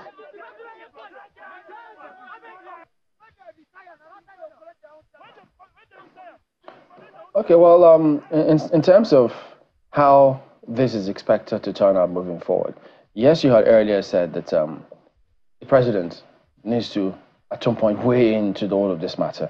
So now many are just watching to see, almost as it happened yesterday, though, in the early hours of yesterday, they were just a bit tentative, just waiting to see what happens, where do we go from here? So it appears as though there's a similar narrative. Now, we're going through some of the areas that were a little bit tricky yesterday, so we're going to get updates in some of those locations as well.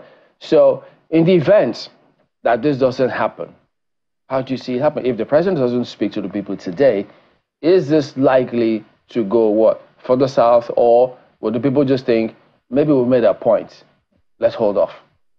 Okay, so the curfew has been declared in a couple of states, especially in the north. I think the curfew has been declared in Kano, in Borno, in Yobe, I think, and maybe Jigawa, I just learned.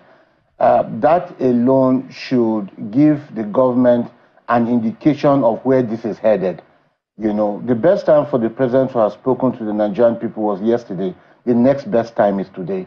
I think it's important for government to engage the people, not necessarily looking for the leaders of the protest or the organizers of the protest, or bringing in bishops and imams and traditional rulers and all that. This is not the time to call people to the table. This is the time to speak to the generality of the Nigerian people. Look, we understand your concerns. We express our empathy for what you are going through. But this is what the government is doing. This is what we intend to do. These are the expectations that we think you should have on, you know, the achievements that will come from this. Engagement is the only thing that can, you know, pour some water on the already very tense the situation we have in the country. Engagement. So, Group Captain Sadiq, let me ask you. Yeah, you said you did your analysis, and then in terms of what may go on, the character of each of those states, just in case something may happen. What do you see play down next? Because, you know, for some of these things, you never can tell, except you've been watching the scenario and then look at possible scenarios that may play out. Should we be worried? Because we know last time the answer scenario happened, nobody saw that coming, but politicians were hugely affected. Might any of those scenarios play out again, you think?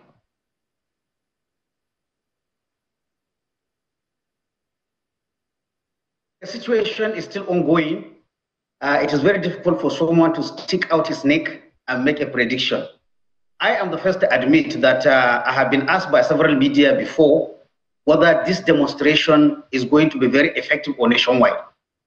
I accept that my prognosis then was that it is going to be very scanty in some isolated places, but I have been proved wrong. Having said that, as experts, we still try to make guesses that may inform, you know, policymakers. What I think will happen going forward, I do not see the protesters sustaining the 10-day they gave themselves. And I think, you know, even them, the protesters and the organizers, I think by now they must have the satisfaction that they have made the government to listen to them or is ready to listen to them. I have seen people stepping back from what they said. I have seen, for example, this morning, the statement made by FCT Minister Wike, who initially was very bellicose. I have seen the statement made even on behalf of the government that the government is ready to listen. So I think the organizers, if their intention, the intention of any protest in any way is to bring change in policies, is to make government to listen. So I think at the stage we are, we could say certain aspects that has been achieved. So that being the point, I do not see the, you know, the protest lasting this 2 days. Maybe today we'll see some show up somewhere, a few and there, but I think the point has been made. And this is my only personal appeal. I want to appeal to the organizers to look at, to be honest with you, I have never seen a government so rattled about a public protest. And I think it is an admission that going forward, whether for this government or for any future government, I think Nigerians, now there is this unanimity that protest is guaranteed by the Constitution. And since it is guaranteed by the Constitution, for the right or the wrong reasons, we'll see a group of citizens carrying out this protest. The next action is for the government to see if people are going to demonstrate, what plans do we do in terms of training our security agencies, in terms of equipping them, in terms of negotiation skill, in terms of having one government message going out. Because again, I must emphasize that the president himself has always been reconciliatory when this thing started. In all his statements, I've been following them. I never heard him saying that the demonstration is illegal or unconstitutional. But it's not the same message from some of his handlers, from some of his appointees. Some were busy issuing threats. And I want to say, with benefit of hindsight, that issuing of threats, we are going to crush them, FCT is not free for this, all those kind of statements might have even emboldened the people that, according to what Benga Sheson said there, that this government is not ready to listen to us. And if they are not ready to listen to us, let's go forward. And I don't think it's a good response to say that every time we have this kind of demonstration, people will die. And here, what are people, both the demonstrators and even security agents have lost their lives, or that people's places must be boggled, or that there must be arson. I think there is a neat way that we can find, if we pick the lessons that we learn now, where people will exercise their right, but also in exercising their right, whoever are the planners, they'll also make sure that they carry out the demonstration, in such a way that it answers the name of peaceful demonstration, good organization, past communication, organize your routes, cooperate with the security agencies where it is necessary, seek for, inform them, inform as opposed to seeking permission, because the court has told us that they don't seek permission. So I think if we pick these lessons, in every bad situations, there are lessons to be learned, and there are issues that can always be improved. So please, on the government side, on the protester side, on the side of the security agencies, I think there are a lot of lessons to be picked. Mostly for the government, there should be one communication. We can't have the president talking in a reconciliatory tone, and then some of his appointees, issuing threats. It will not work. Well, in law enforcement, there is one tactic, they say good cop and bad cop. One shouting threat and the other cajoling. But I don't think it worked this time around. Those that were issuing threats almost drowned the reconciliatory voice of Mr. President. That is what I have to say. Well, let me come to you, Mr. Benga Sheson. Those who, one of the lawyers of the protesters, Mr. Ebon Oluwadegboruwa, SAN, had initially, tried to plead with protesters a day before the protest to say that, protesters should keep it to a day, maximum 3 days. And many people who have spoken so far, Mr. Femi Falana, even another lawyer who spoke yesterday, Mr. Deji Adeyonju, also said that so far so good. It would seem that the protest has been successful. It has achieved its purpose. Do you agree with them? I agree with them and I disagree with them. I agree with them because I honestly do not want a scenario where we have, protests in day 2, a stubborn government, and then day 3, and then it goes from day 10. And I'm sure you saw some of the comments people were making that, if one person dies, then this becomes Tinubu must go and things like that. I do not want chaos. I have only one passport, so I don't want trouble in the country where I live and work. But why I do not agree is also the fact that we got to this point because people have been speaking. As has been said here today, these 10 days of protest are only, and I'm sure you noticed that there were people who were planning to protest much later before. But then the moment they saw that there was an announcement of August 1 to 10, they aligned. What has happened is that the announcement of the 10 days of protests has now become a platform of expression for various people. For the person who wants a scholarship for his son, for the person who wants the price of Gari to come down, for the person who wants an increase in his or her salary, and things like that. So yes, there will be agitation, there will be protests for as long as government continues to paint a picture. I mean, Group Captain Gaba Yeshua said this, that when you have a scenario where the government cannot speak directly to the people, and you're doing indirect rule, as was done by the colonialists. You are talking to the, chief imam and to the pastor and to the, the king to go and talk to their subjects. It doesn't work. When you speak directly to the people, and by speaking directly to the people, I have a recommendation. And that recommendation, and I'm sure you noticed this yesterday, in locations where the governors came out to address the people. Nigerians don't ask for too much. In many protests, when a senior official steps out and says something as simple as, I'm one of you, people calm down and they start praising the person. Even I am even upset at times. Like, why are you so simple to be pleased? This is what Nigerians do. Well, that particular observation might not be correct in Kano, where the governor initially had said, Kano was a different scenario. Absolutely. There are different, by the way, don't forget, there are different things happening in different places. Kano already has his own emirate crisis, which now got mixed up with protests and different things. And this is the reason why I say that this is the time, the best time to have addressed this head on, instead of issuing threats and trying to intimidate people, was many, many weeks ago. And don't forget that this government also seems to be struggling with a problem of legitimacy. And I'm not saying this because APC or PDP or Labour Party did not win, but the number of people who went out to vote, 27%. Now that, if that does not bring a legitimacy issue, so it means that when you know that less than 27% of your citizens came out to vote, the first thing you do is to start being reconciliatory. Not to sit on a high horse and say that, they're our children, let's talk to them. So I honestly hope that we come to a scenario where protesters say, okay, you know what, we have seen this game. But in a case where, and I noticed this morning, by the way, that the propaganda continues.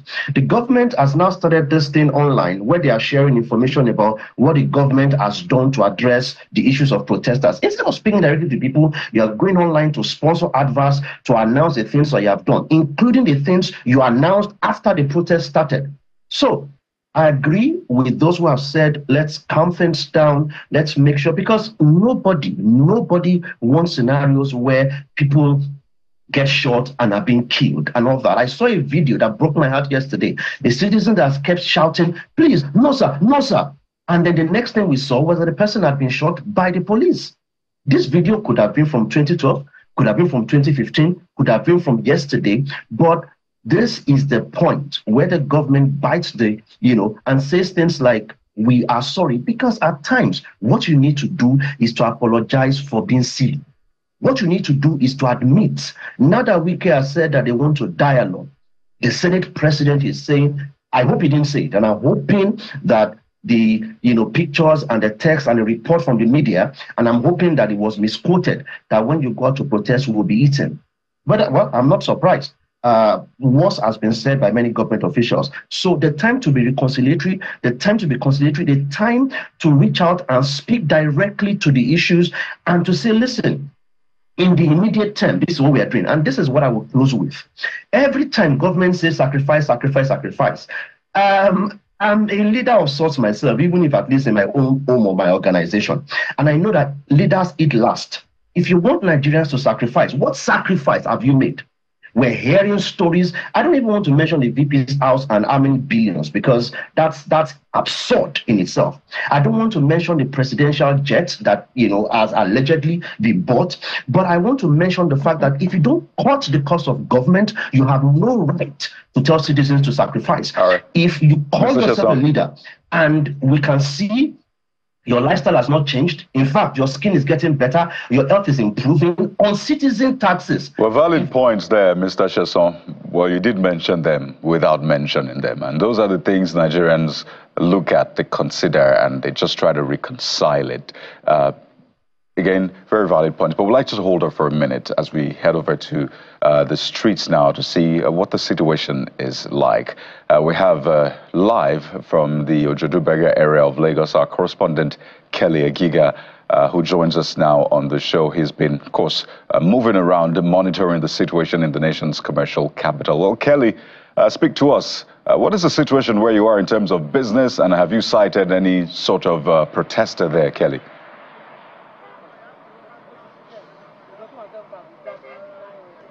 Okay, you could just see that there's been some movement, or at least there is some movement of vehicles in this case. It's just at that, pedestrian bridge. But while we wait for Kelly Agiga to join us, let's head over to the nation's capital, Abuja, where our correspondent Benny Ark is also standing by live right in front of the Moshood Abiola Stadium, which was a busy area yesterday. But Benny, speak to us. What's going on there now? Morning, Calday. Like you rightly said, I mean, this was the convergence point for yesterday's protest with a sea of people. But as you can see this morning, it's really like a shadow of itself compared to what it was yesterday with a group of protesters here who were protesting against hunger and bad governance. Now, it's not clear if the reason why the protesters aren't here this morning is as a result of the update after the first day yesterday by the Inspector General of Police, where he said, and I did quote, that there were unprovoked attacks on policemen yesterday and security agents.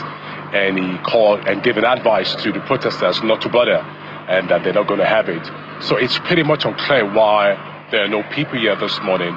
All we have, you can see behind us, is just trucks of police officers, security agents who I believe are here to maintain peace and law and order.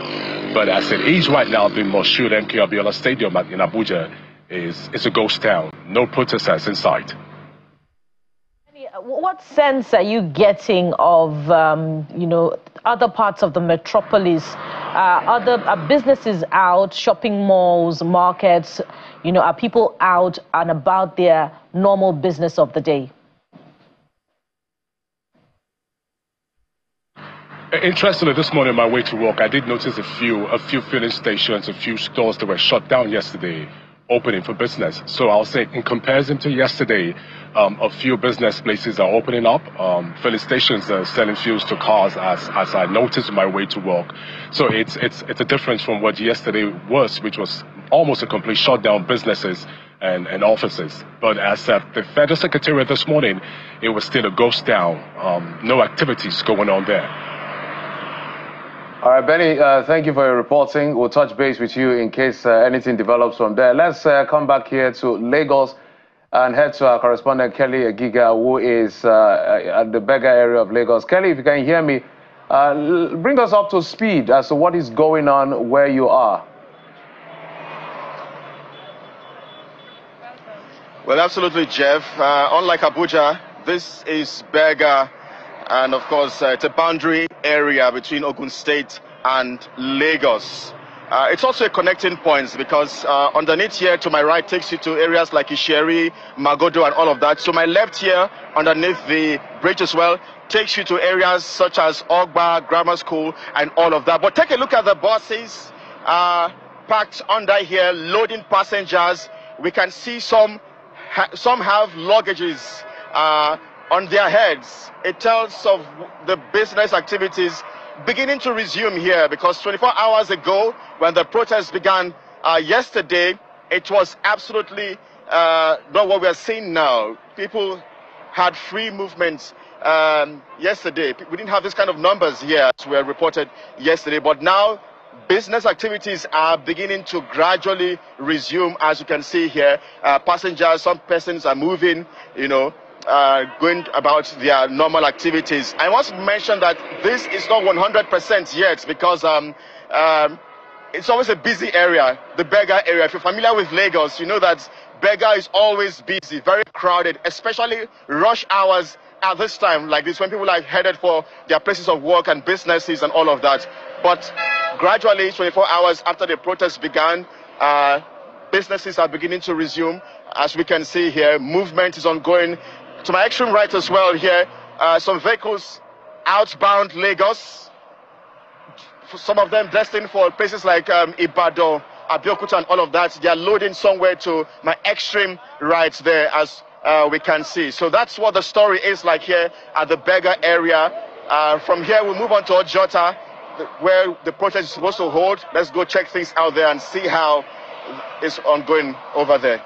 Back to you guys. Thank you, Kelly.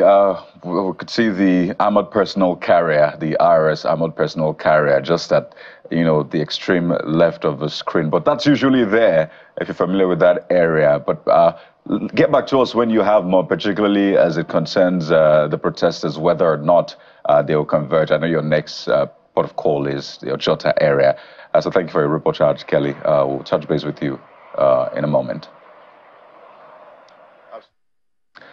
Right, so that's the situation in Lagos and in Abuja. So you get a sense of where we're at right now. The time is just 4 minutes past 9 on a Friday morning. So is this the Friday feeling mixed with what people saw yesterday, or this is a slow start You'll have to stay with us right here on Channels Television to find out how the day plays out. But let's head over to Jigawa in northern Nigeria now, and we can tell you authoritatively that the Governor Umar Namadi, has imposed a 24-hour curfew after violence in parts of the state.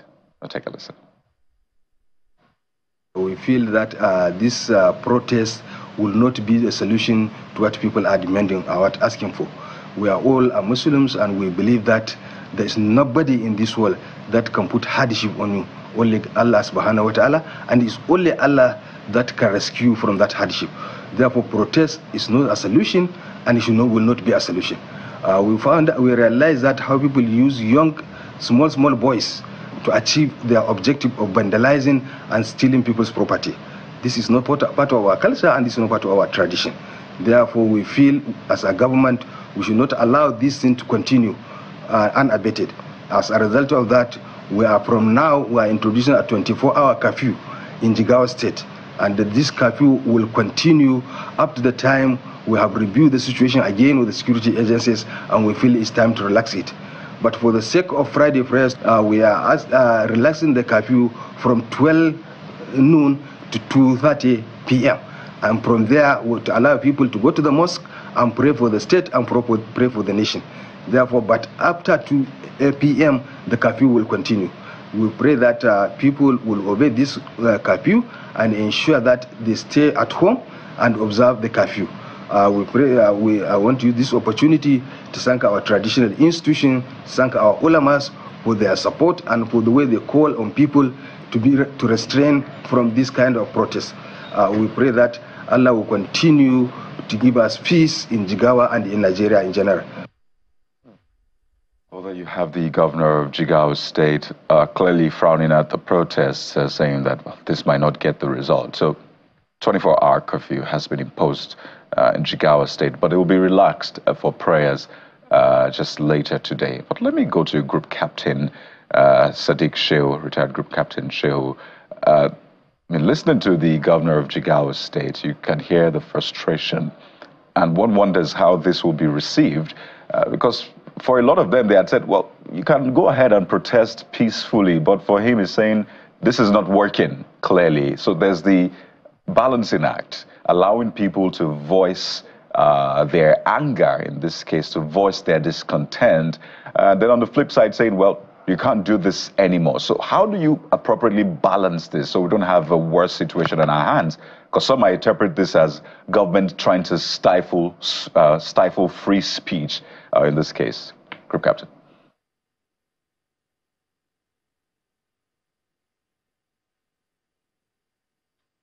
If you could just unmute your, so we can get your comments through retired Group Captain Shehu. Kindly unmute so we can hear you.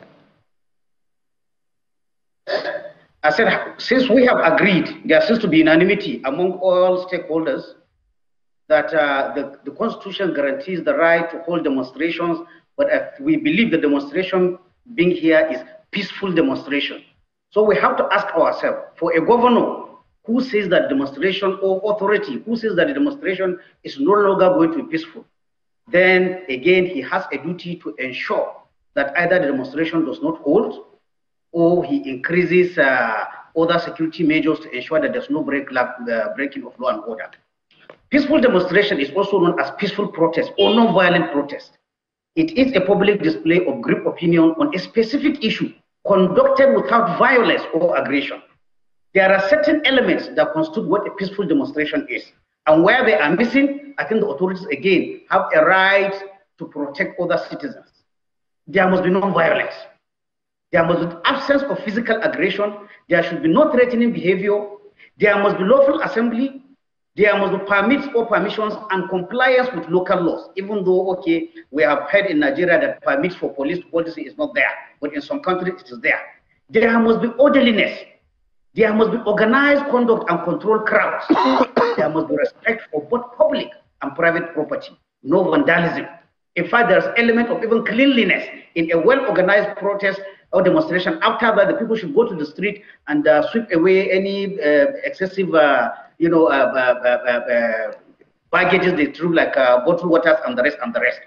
There should be respect for others. While you have the right to go on demonstration, you cannot compel any other person. But Group Captain, pardon me to come in here quickly. Are we addressing the real issues? And that's why I asked that question. Yes, maintain security, but there are real issues. Now, he said that the protest is quite strange because majority of the people protesting are children. So clearly, there are children who are not engaged, who do not know better, who they're like sitting on a gunpowder. So shouldn't we focus on addressing the issues, whether it's education, ensuring they have proper feeding, ensuring they have proper, roof over their heads, but fixing those economic challenges? Just declaring a curfew does not really solve the issues for those children. They might turn to other vices tomorrow, either banditry, terrorism, or what have you. No, allowing even children to participate is a failure of organizers in that particular state.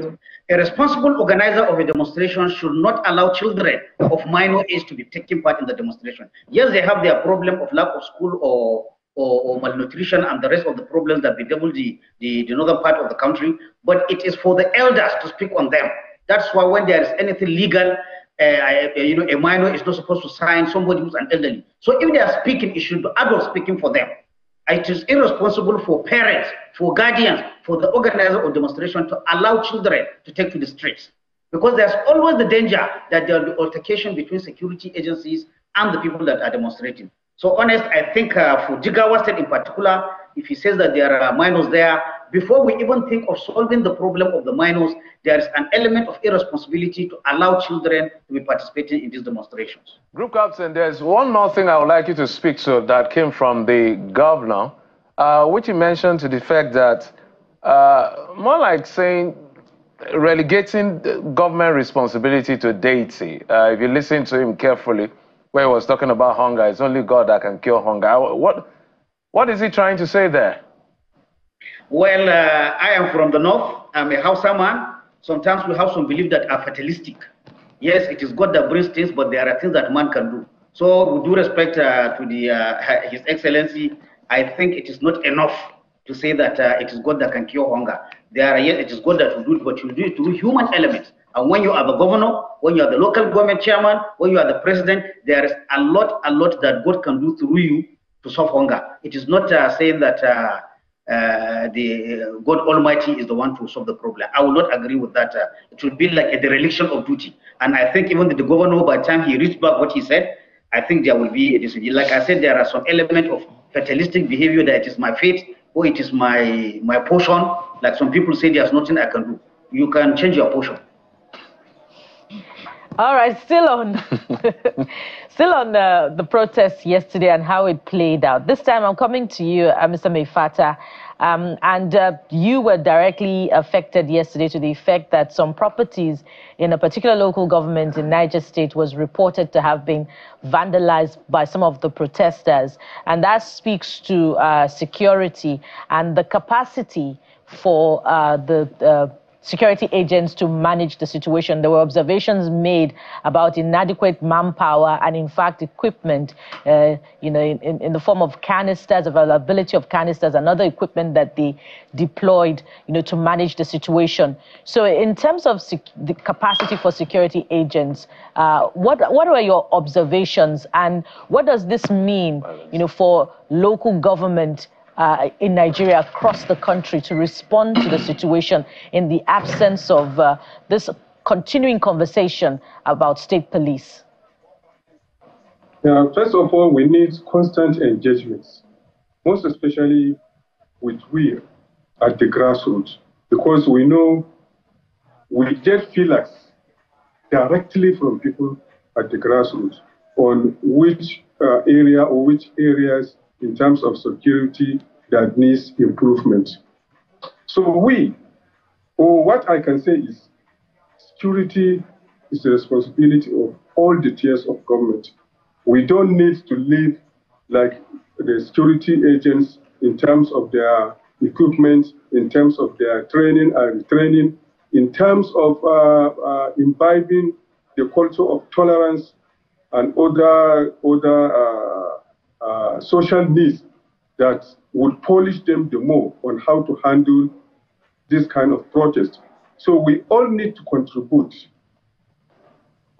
in sourcing and improving their equipment, like the canisters and what have you that are lighter weapon that we can control, that they can control any kind of protest without actually using destructive ammunition and persuasion. So we need training, retraining, and also we need to engage people to enlighten us that we don't need to be harsh to security agents whenever they are being deployed to maintain peace when we are protesting. So once the two sides know their responsibilities and the government, the 3 tiers of government, we need to make substantial contributions on the 3 tiers of government to source and equip these agencies on the best practice and using the best equipment to handle this kind of situation. Because we need to do this, most especially we at the grassroots, like what we witnessed yesterday. What happened, very pathetic, for a good cause by the organizers, but it ended up suffering ourselves, injuring ourselves, not government entirely. What is government after all? You, myself, and any other person constitute what we mean by government. So any destruction on one property affects us. Any destruction on the property of our fellow citizens affects us. So we need proper sensitization. We need to come together to put our heads together so that we don't give room to the bad elements to capitalize on a good cause and cause havoc on the entire people of Nigeria. Look at the destruction. That will require a lot of funds before we can go back to that. Before the protest, where can we get all these resources to mobilize and then apply in solving these problems? So that's why it is better to get the right equipment, the right training, and the right sensitization to our people. Everybody should know his rights, where your right starts and ends, and where the other person's right starts and ends, so that we don't end up injuring ourselves. We don't end up bringing our economy down. Because if you look at the economy, most especially the people at the grassroots, it is when they go out, majority, over 90%, it is when they go out that they source for funds to feed themselves and their family on that day. So if they don't go out because of the outcome of this violent protest, then how can you feed, or how can they feed their family and then attend to their other basic needs? So you see that it is a way to bring down the economy, not for the government, but to we, the citizens. So we need proper inculcation. We need proper reorientation. We need orientation and reorientation on how to even behave, on how to avert the occurrence of this kind of protest, be it peaceful or be it whatever name.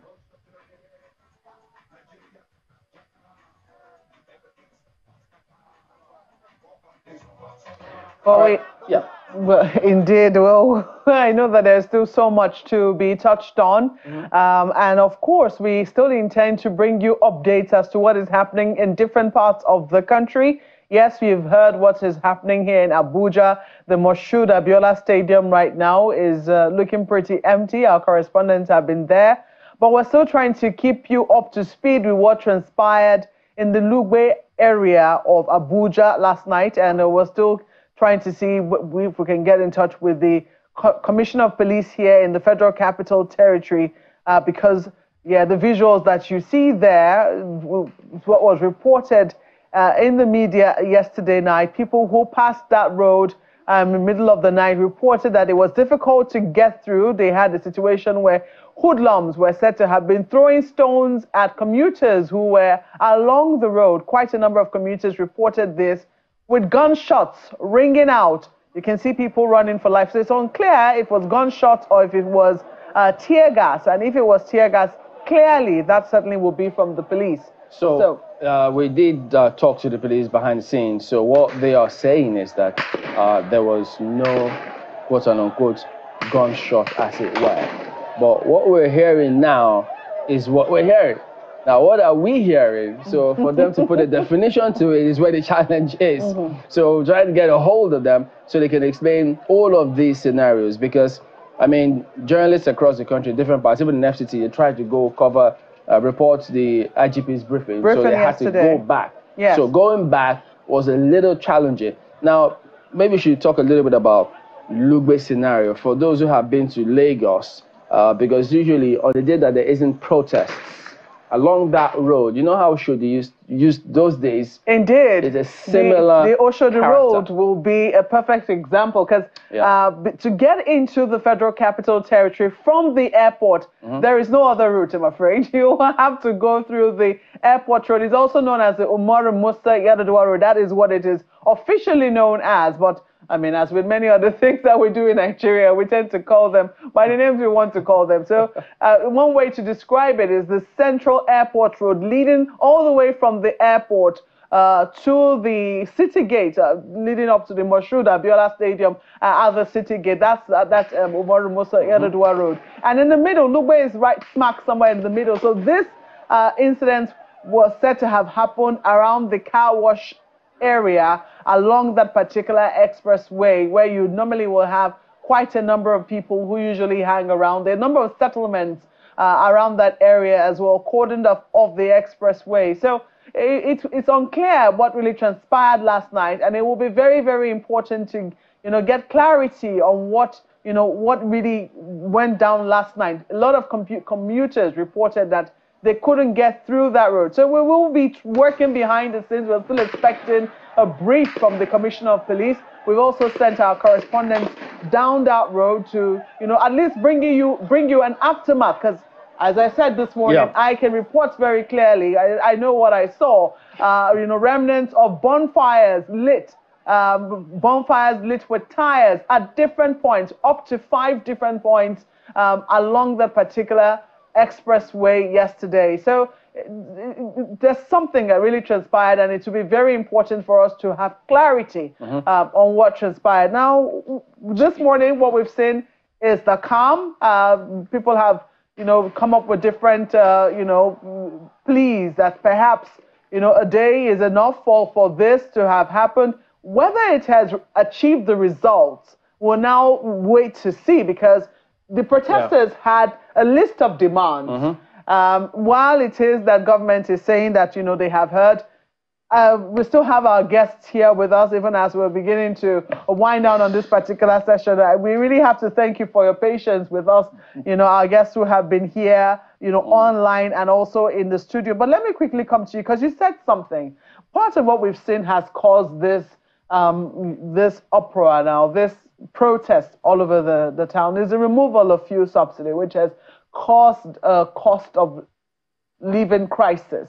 And you have said if that's what the people want, if people are complaining that it be returned, then it should be returned. But the key, that was what he said at the beginning.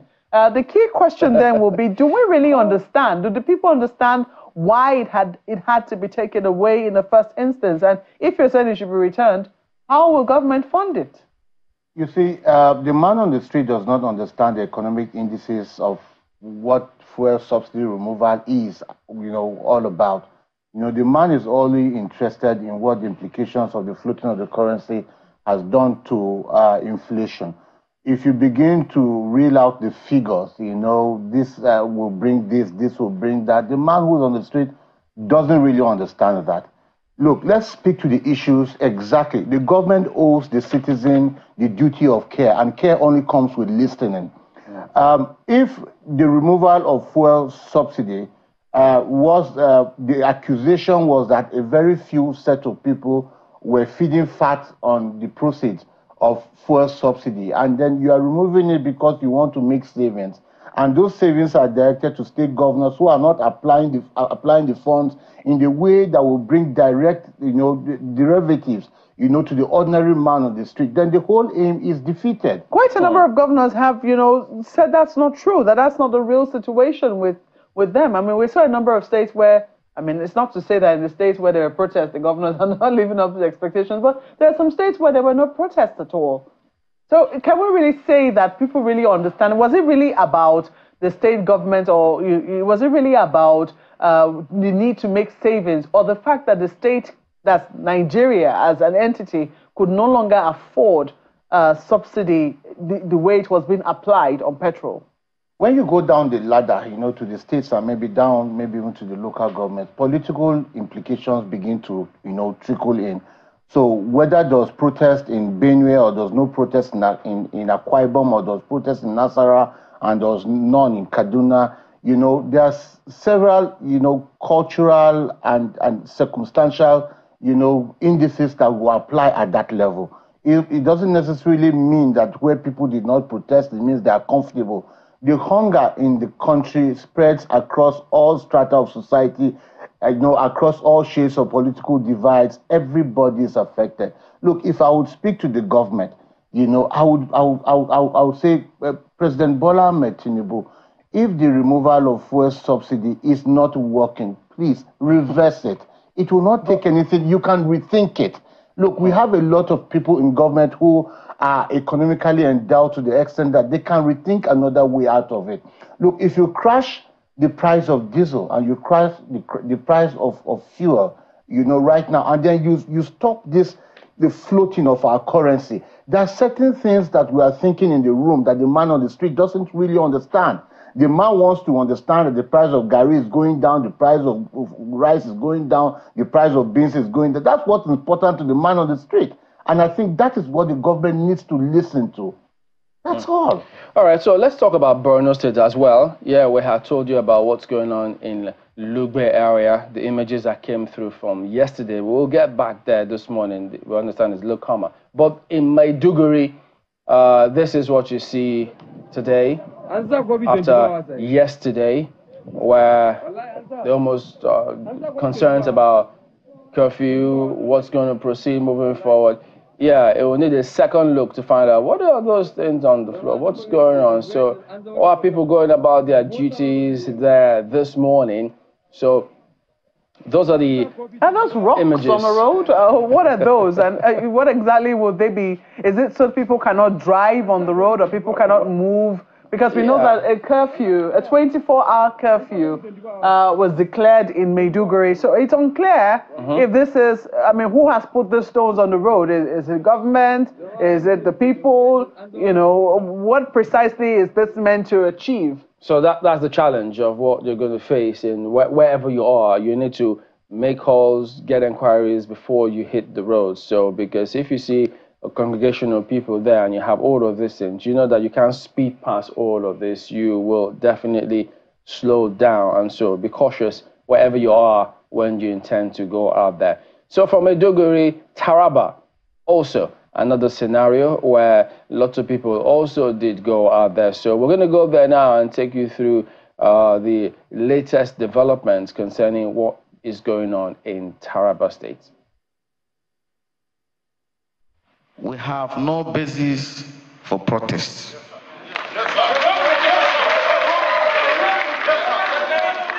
Instead, we should unite to support and build on our people-oriented policies. My purpose here is to serve you, the people of Taraba. I repeat, my purpose, being a governor, is to serve you, the people of Taraba. Therefore, I need all your support and your cooperation to move the state forward. At this point, I invite you to join us with constructive criticism. If there is any area you feel we are not doing well, constructively bring them out. We can address them as resources is available. we are establishing Taraba State Education Trust Fund to provide loans for students in federal universities and colleges. No basis for protest, he says. I wish I could have somebody I could call it, from Taraba, to confirm. To confirm. But before you call, what do you think? This is what exactly I said in my opening remarks. There seems to be a lot of institutional arrogance, from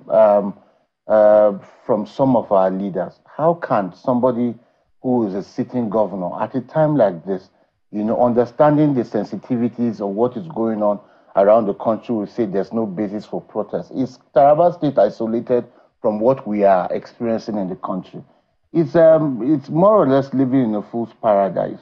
Gather some few people in the room who naturally may be sympathetic to the government in power at that level, of government, and then tell them the things you want, and then get cheered up, and then go back to sleep, and that the problem still persist. I don't think that. So the thing is this: he spoke longer than that.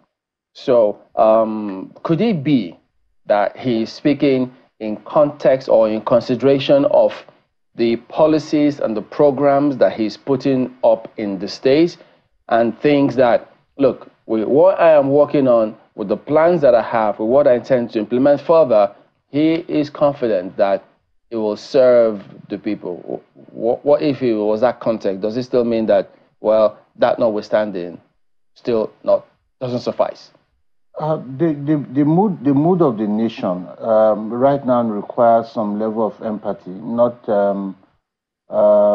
that kind of narrative. You would expect that the governor, even if Taraba, state is isolated from what is happening in the country, he happens to belong to a larger society of Nigeria, where the majority of the people. I hear you. But if you talk about empathy for states, Akwa Ibom State, there was no reason they didn't come out to protest. In the southeast, tempered as well. So will we then say that, okay, what, are they not part of the country? Organization, the people, I would not like to speak on their behalf, but the people who are organizing this protest, I'm sure they have lines of organization, spread across the states, where they have interest in. You naturally believe that if you are going to put together a protest in Nigeria, you'll be looking at Kano, you'll be looking at Kaduna, you'll be looking at Abuja, you'll be looking at Lagos, you'll be looking at Rivers, and a couple of other, urban centers that you think that would draw the attention of the people, both national and international. Let's show you a little bit of what transpired in the southeast, Aba precisely, yesterday, a bustling city as well, but several people were asking questions as to just trying to feel their way through the country. So that's snippets of how the city does look. So pretty calm, and you could see there. Sister Tom is famous now. For the famous. Would that be what happened again? And so they might have felt.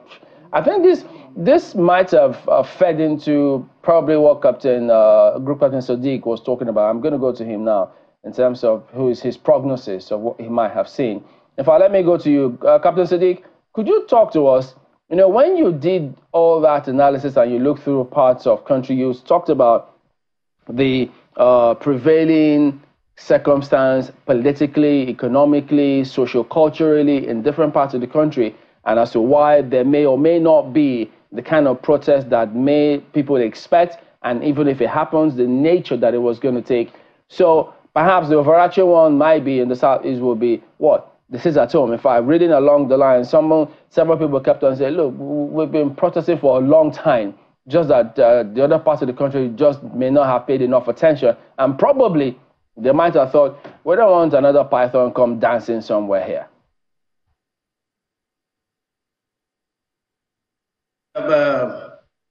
Chamberlain, I didn't get the question directly. Well, in the southeast, as we did see there now, was it part of your prognosis that you may not even see the protest? And perhaps, too, the deputy speaker, before this time, his video circulated where he did tell them, look, you just need to keep the calm. So all of that have played a role, and how so in what we saw in the Southeast? Well, yes, in some areas, some powerful political leaders were able to talk to the people to pipe down, probably, convincing them that it is not in original or their section interest to participate in a demonstration, which is seen, I said it's seen because it may not be so, as an anti-government demonstration. I think some of these dynamics played out in some of the areas.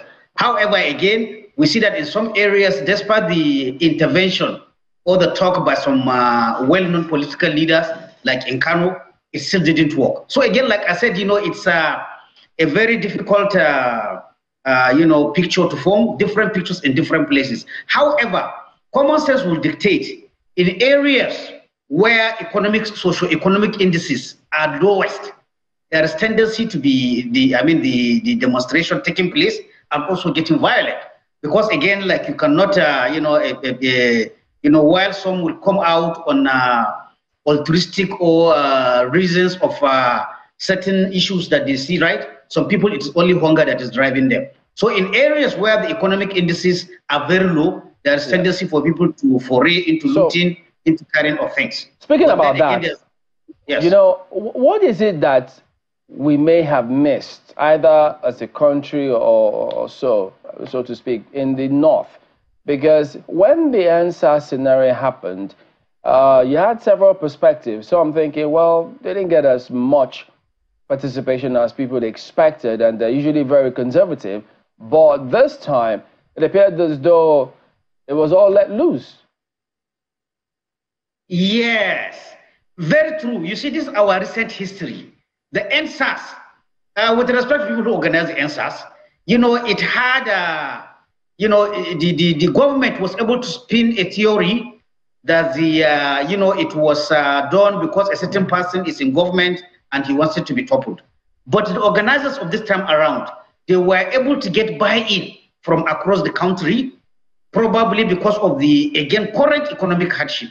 So to some extent, they succeeded in not giving the thing a kind of regional or ethnic or even religious bias. So I think this is the difference between the NSAS and this one. And also the NSAS, again, there was a lot of imputation that there was an external, because I followed the media coverage by CNN, by others about the NSAS protest. So there was that tendency to see there was even a foreign agenda. But on the other hand, for this one, despite the claims by the IGP, for example, that there are, what did he call them, mercenaries, there are people from abroad, with due respect to an objective observer, we did not see that playing out. So all these kind of things, made the indices to change with this protest as compared to the NSAS protest.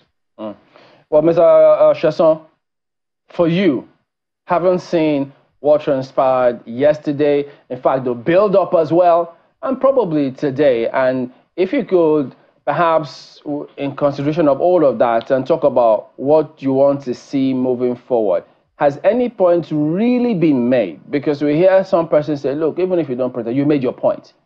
Do you think that at the end of the day, politicians will actually not just listen, but be seen to be listening by the actions they take moving forward?